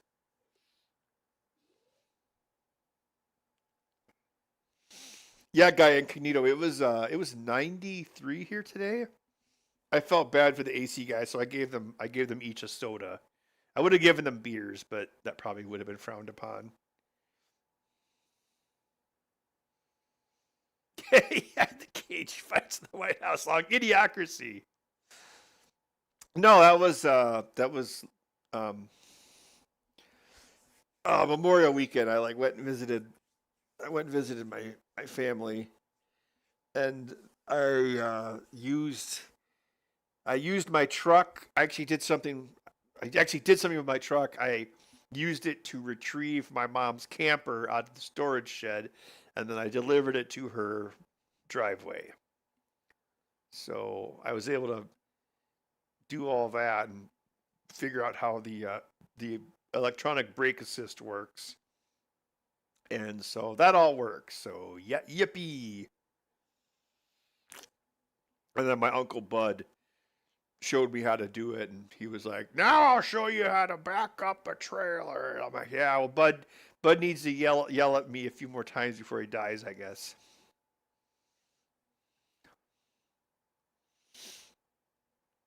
Yes, these are the buses that go down to the CPU. So the CPU is on the subboard by the cartridge. Because you don't need the full bus for these, because these only use like 8 or 9 lines, or maybe like 10 lines. But every address line of the CPU goes to the cartridge. So by putting that down there, then I only have to bring up the relevant lines from the cartridge here, which is like address 0 through 7, 10, 11, and the data bus. So I still have to like label all these connections, and I had to make sure I mirror them. So I'll have to like write it down in a notebook and make sure I get it right.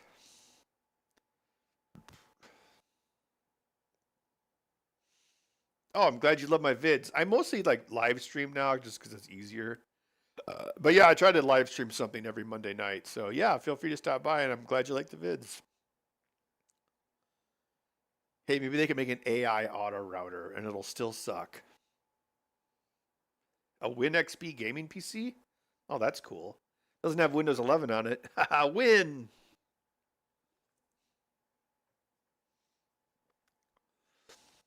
Let me see if I got the other board here. Yeah, sure. Save changes. Why not? Let's see.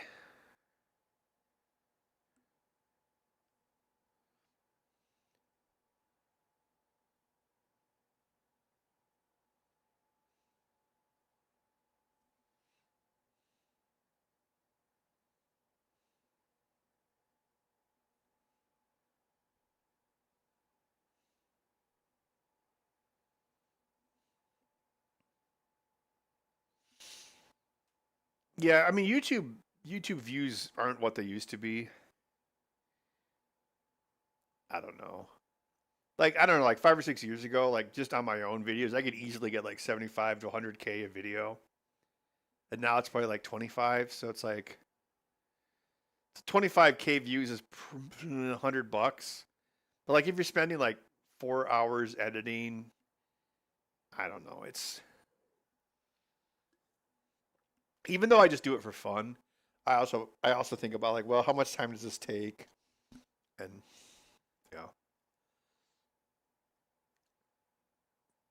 I can actually edit pretty fast, but I would still say the average video I make probably takes at least 2 hours to edit, probably 2 to 4, and that's with pretty fast editing. But I don't like edit. I don't put in a bunch of fancy stuff either because it's not really worth it. I now, oh yeah, I now sound like 8-bit guy. YouTube no longer pays me a living wage. Of course, he would use that term. Um, but yeah, it's true. Like if you think about it, like if you let's say you're 8-bit guy and you make, oh I don't know like technology connections like so every time you make a video it's like 1 million views, but if you only make one like once a month, that's like $4,000 to $6,000 probably. I mean I get well, so what would that be like $60,000 a year? I mean I guess that's okay, but like I don't know like how it, AVGN, like, cause he makes like what 3 videos a year. They must have a lot of like ancillary income sources, cause depending on your CPM, it's usually like $4 to $6 per 1,000 views. There are people like if so. Here's a dirty little secret about YouTube: your CPM varies off user income. So if you have a like if your video topics attract high income viewers, there's people on YouTube that have like CPMs of like $30. Like if you like have like all doctors watching it and stuff. Yeah, but I would say the average is probably like 4 to 6. So yeah. So if you see 1 million views, it's probably like $4,000 to $5,000. So yeah, like if you want 100K, you need to make what 20 of those a year. It's like I don't know. Did that many people even?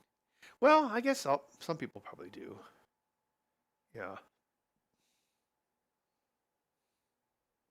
Yeah, AVGN like sold the rights to like what was it, Screenwave, and it's got like all those weird guys. So he's basically just an actor now. Oh yeah, Mark from Classic Gaming was like really black-pilled on that because he tried to bring it back a couple times, and yeah, it's just if you're doing it for a business, like you have to think about, like unless you're doing like a bunch of like memberships or something, if you're just doing it off views, yeah,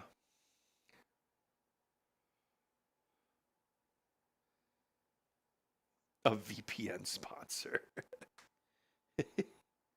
Yes, AVGN has no time. Well, he's got like a couple of kids, right? I mean, I can believe that. Memberships? No, I don't.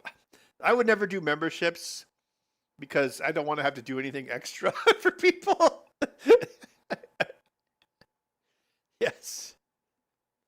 My day job is now a programmer, so this is just for fun.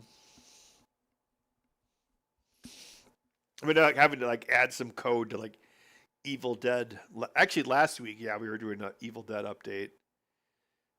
Some of it's like they're asking me to like add some stuff. It's like, ugh. Oh, thanks for the super chat. Jiggle Jess, microwaving an Arduino and thinking of you. Oh, how nice. Oh, another super chat from Vampire, $5 allowance for Loaf Cat Bud. He deserves it. Yeah, he sure does. I don't know where is he over here? Oh, he is down here. Bud, come here, Bud. Oh, look at all this food. $5. That would feed you for like 1 minute. Are you tired? I'm sorry you didn't get to watch those workers today, but the porch was too hot. The porch was way too hot.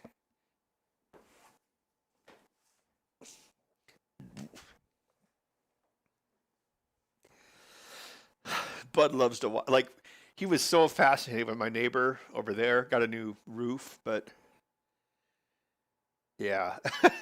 If it wouldn't have been super hot out, I would have totally put Bud on the back porch so we could have watched them install the AC. But like he watched them install the first one, but it wasn't 93 out, so I couldn't leave the back door open. That would suck, especially with the air conditioning off.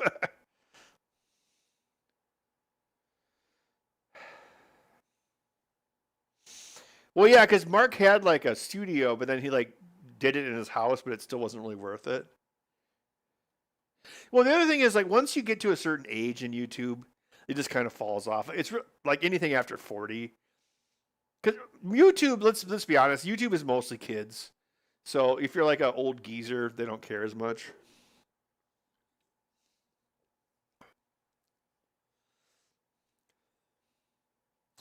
Oh yeah, so this is the back of it. So the CPU is here. So the cartridge uses every line of the CPU. So that's why I have this here. Then we bring out the data bus. And then actually, yeah, I can see exactly what we need here. So we use A9, A12, and A0 to A7. So we don't need all the address lines because the other two chips are only mapped. I think they're only mapped to a certain range, so you don't need all the lines. So we didn't actually have to bring. Well, what is that? So 8. So you don't need 8, 10, or 11. So that's 3 address lines you don't need. So we just got like double ground, double VCC here. Got the capacitor for the reset circuit, which holds the 6507 in reset for like a few nanoseconds when you turn it on. The difficulty switches are in the back. See that? And so we did have to bring a few things like the ready, because the TIA chip actually enables or halts the CPUs using the ready line, so we had to bring that out. But yeah, but by moving this chip back here, we basically just save up space on the other side of the board. And these chips are so slow, the propagation delay of the distance it's irrelevant at these speeds. It's yeah, yeah. It's fine. It's only like 1.17 megahertz. So going a little bit further won't make a difference.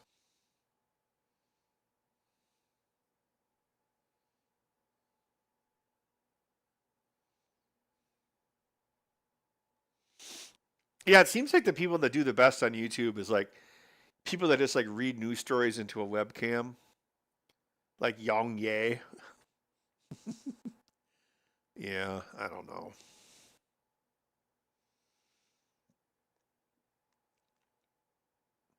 Because the thing is, like, if you're documenting something, it no matter what, documenting yourself doing something, even if someone else is doing it for you, like we used to do, it takes time away from you being able to do it because you have to like, oh, hold on. Like we would actually like sometimes slow down, like me and Felix would like actually slow down our work in order to ensure that they got a shot of a step we were working on. So I much well think again if it's a live stream it doesn't really affect it, but when you're like doing it as a production, then everything slows it down. Excuse me. Squish that cat. So is 8-bit guy karaoke? Is that on YouTube? Is that something I could actually look up? I can't imagine that guy has a remotely decent singing voice. His voice is probably worse than Yang Ye. Chesty Reply Girls? No, I don't remember that.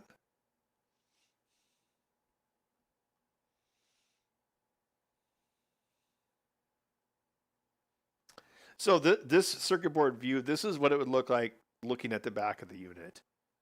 So as you can see, label side. So even though you can't insert the cartridges the wrong way, this is to make sure you don't insert the cartridges the wrong way.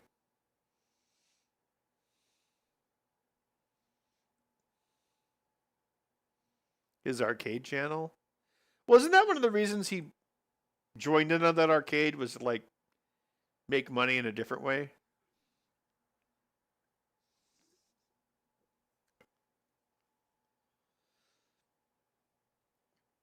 Taking his AR-15 to the butcher?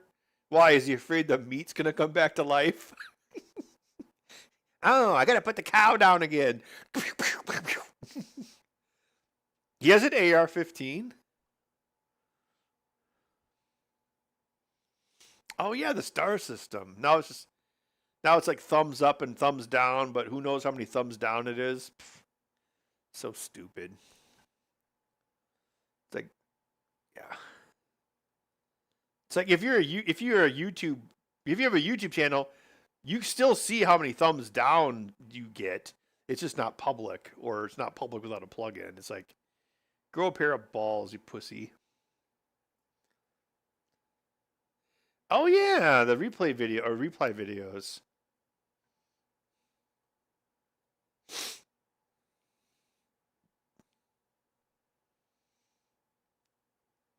He's saying that I'm too sexy song.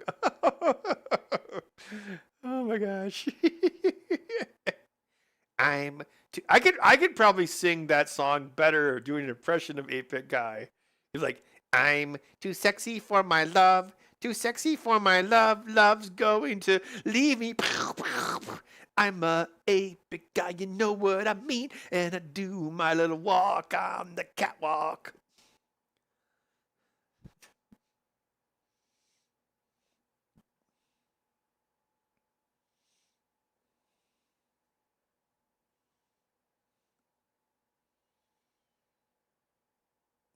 So yeah, like next week. Well, I don't know if you have any controllers, but I probably won't route any wood, but I'll at least I'll print more of these parts so we can have a better idea of the actual feel because it is nice to like just take your time and like tape stuff together and just get an idea.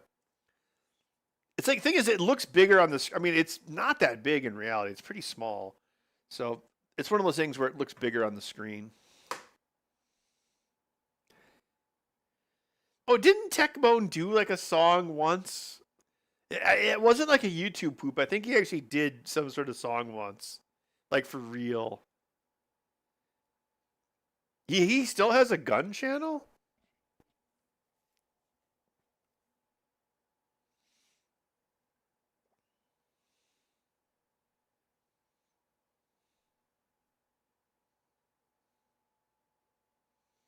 Retro riding Bud. I don't think he would like that. I was weird. He made a weird meow today. Like I was like making a sandwich for lunch using my Carolina Reaper cheese that I found. And so Bud was begging, of course. And he went like, mew. He made like a high pitched mew that was cute. And I was like, what the hell? But it was like, oh, he actually sounded cute. Because normally his meows are really annoying. That is the worst thing about Bud. He's an annoying meowers, and he does it a lot.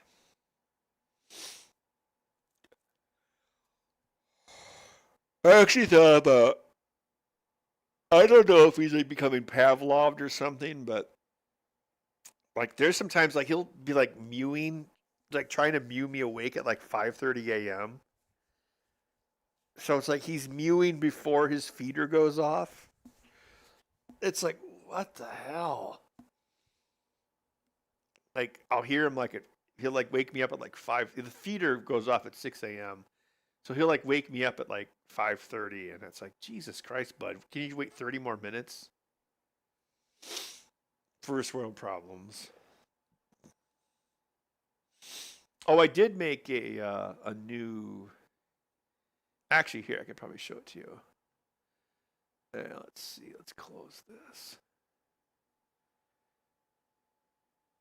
I just want to make sure I don't show anything that I shouldn't be showing.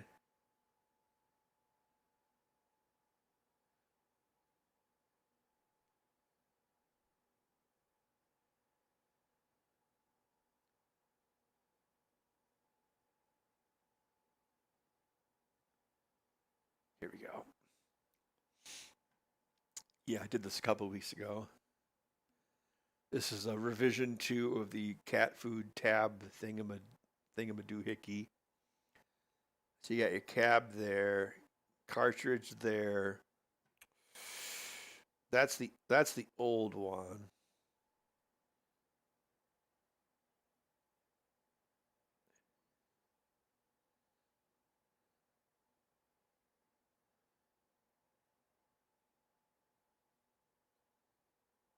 No, wait a second. What? Um, Wait, now I'm confused. Is this the new one or okay? There's the tab. Yeah. Maybe this is the. That's weird. No, that's the old one. Yeah, because the old one had a pivot here, so I changed it. Where's the other pieces? That's a split piece, clip outer. Oh, I must have like just done this in iterations. Yeah, I guess I did.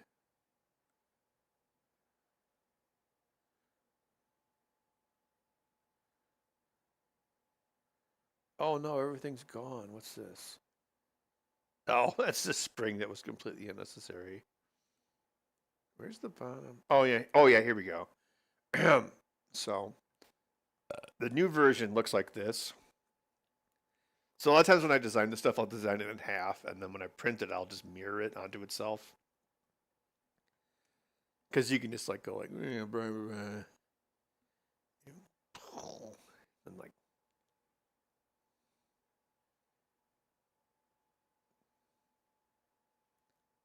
like, oh look, there's the thing that I actually print, but that I'll just leave it in halves, for design work. But where's the tab at here? Oh yeah, there it is. Okay, so there's the tab on the can, right? And so the difference with this one versus the old one, which I did notice, like these these tabs, this was the part that failed. It took about 20 iterations or 20 cycles per tab before some of them broke. Well, it didn't really break, but they stopped clipping in place. Like the old one, I don't know if I have the whole thing here. Yeah, okay, so this is the old one. So you had a clip here, see that? And what would happen was you had, well, that's the grabber bar. Oh yeah, this is it. So it's probably pretty obvious how this works, right? So you just had like this press tab. So you would rely on some flex in this part right here, but eventually this part it didn't break, but it kind of came loose. So I had a couple, I think two, it was 2 or 3 failures that happened with this.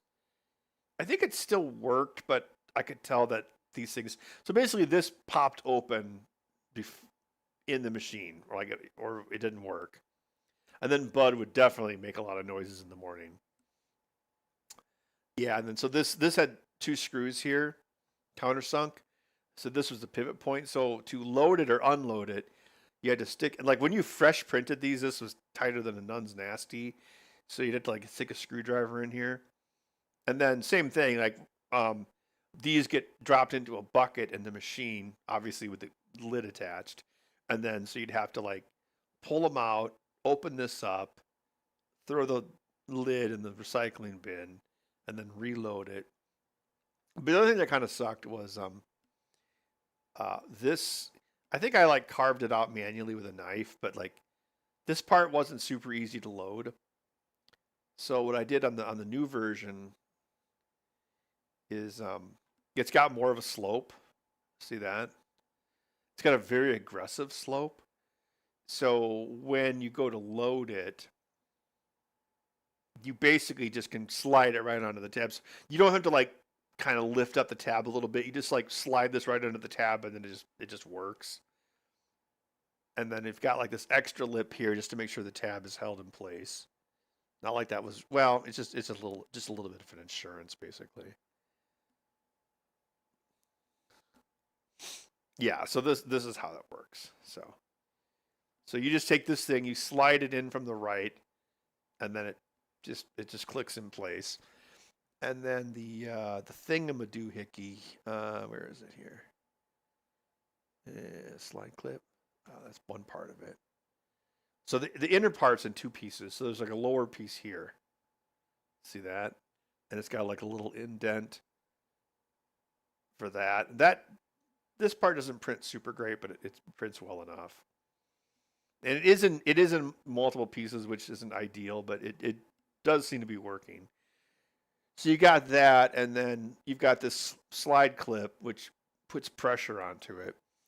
And then the upper portion here, so this just basically has a concavity for the slide clip. So what you do is this is back here. And so this allows it to lift. See, I can lift up there. And this now pivots using the main rod instead of using these screws, so it doesn't use the screws anymore. So when you open up, when you go to do this one, so this one is like, I'll just picture that's not there. So this one is kind of like this. So it opens up like this. Yeah, so you slide it on, and then you close this, and then you push that tab forward. And originally I thought it was like, oh, I need a spring-loaded tab, whatever, but the compression actually makes it stick pretty well. So I didn't use anything other than what I have here. And those seem to be working. So I'm slowly replacing the existing tabs with this new model. So I printed up like 8 of them, so I have 2 extras since it holds 6. Yeah, but other than that, like that thing has been operational for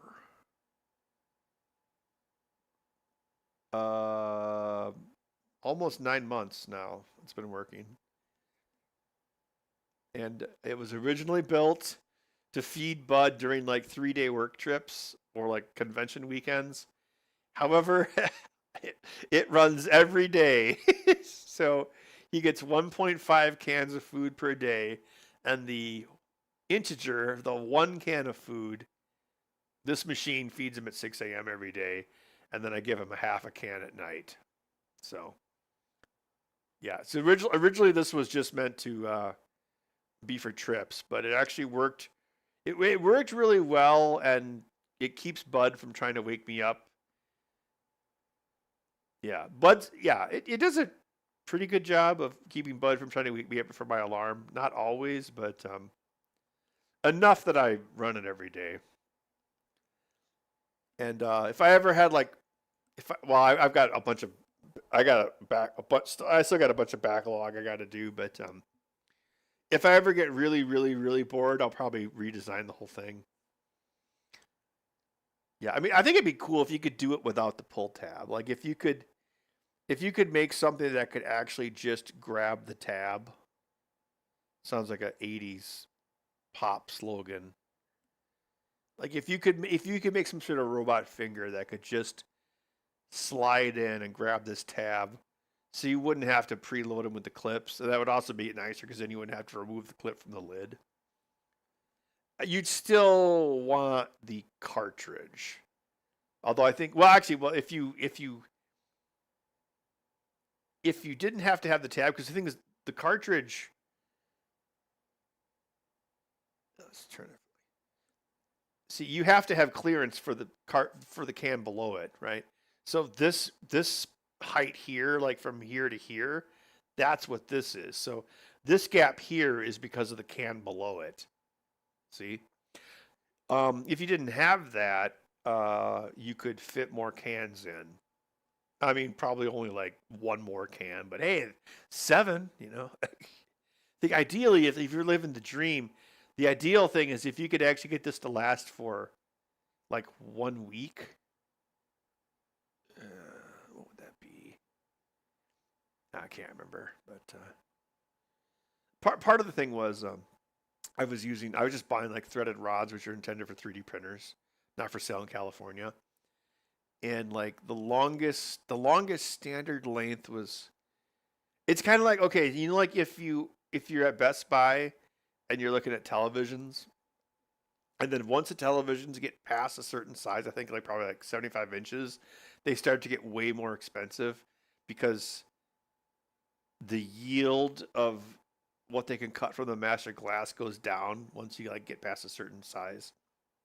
It's the same thing. So like if it was either like 300 or 350 millimeter rods, like threaded rods, like T8 rods. I basically used the longest rods that were a fairly common standard. And so like for the vertical magazine portion of this, it's like you've got one of these, and then you got the travel, blah blah blah blah blah. So with I think it's 350. So like with a 350 millimeter rod, you could hold 6 of these cartridges. So if you could do, well, let's see, if you do 7, 16, will be 5 days. 5 times 24 divided by 16. Yeah, if you could do, well, it says 7.5. So call it 8. If you could do 8, you could, in theory, this would work for 5 days. Yeah. I wouldn't leave him alone for 5 days. I'd have someone check on him, but yeah.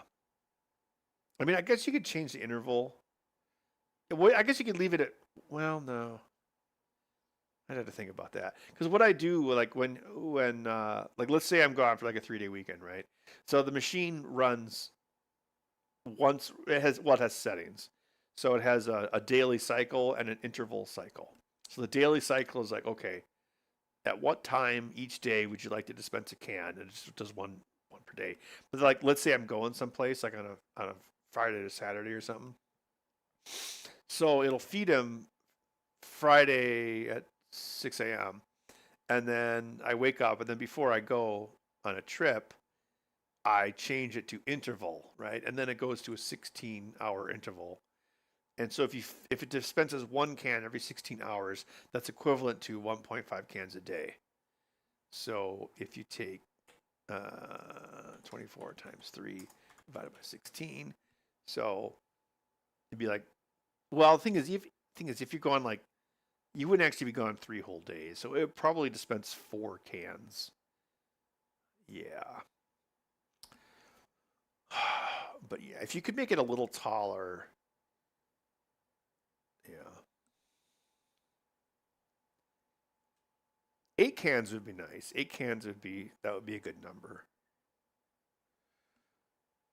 Well, I mean, well, let's think. Like, what is this? I should probably bounce here pretty soon. I think this was all done in millimeters. 40 millimeters? Okay.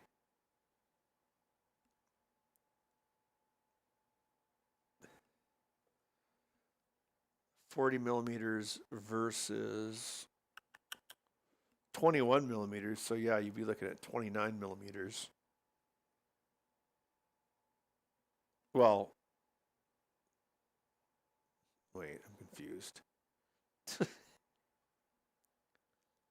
Oh no, my thinking cap is wearing thin. Well, actually, no, it would be this. Oh, yeah, 58 millimeters minus 21. So you'd be looking at 37 millimeters.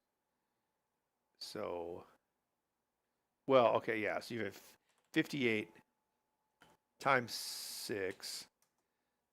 Oh, yeah. See, there's your number, 350 millimeters. Yeah, so if you've got that much travel, but if you were, well, yeah, I take 37. Well, I'll take 350 divided by 37. So you could almost get, you could get 9 cans actually. Yeah, that would actually add up pretty fast. But you'd have to make a mechanical finger that would. I think that the problem wouldn't be lifting it up. The problem would be grabbing it. Because after you tilt it 90 degrees, then you have to like go backwards. See, the rod makes it really easy because I just have like this multi-stage cam where it pushes it forward. Then when it comes back, the fact that it's been lifted up means that these different grabbers can grab onto the bar on the way back. So you'd have to make the grabber thing would probably be at least 3 times more complex than it is right now. And it would have to be mechanical because right now it's just this. It just goes back and forth, and it's got like sliders and stuff in it that don't move, but that rod moves within those sliders. So you basically put this complexity onto the push pull thing. But yeah, 9 cans, that'd be crazy. 9 times 16 divided by sadness. 6 whole days. Wow.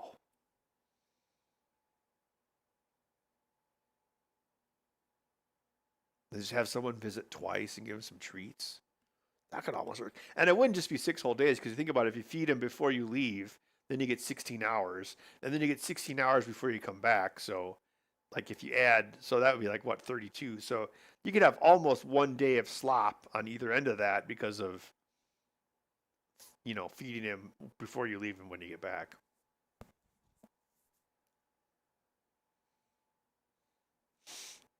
All right, I think I'm going to bounce for the night.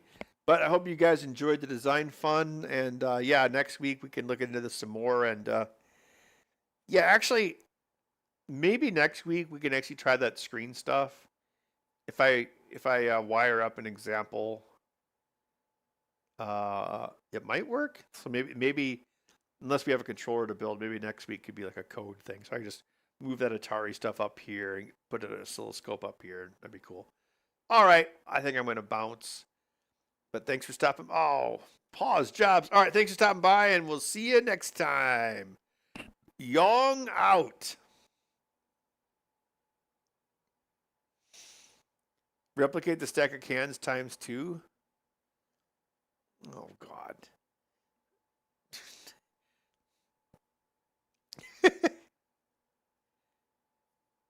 What about food out of the cat?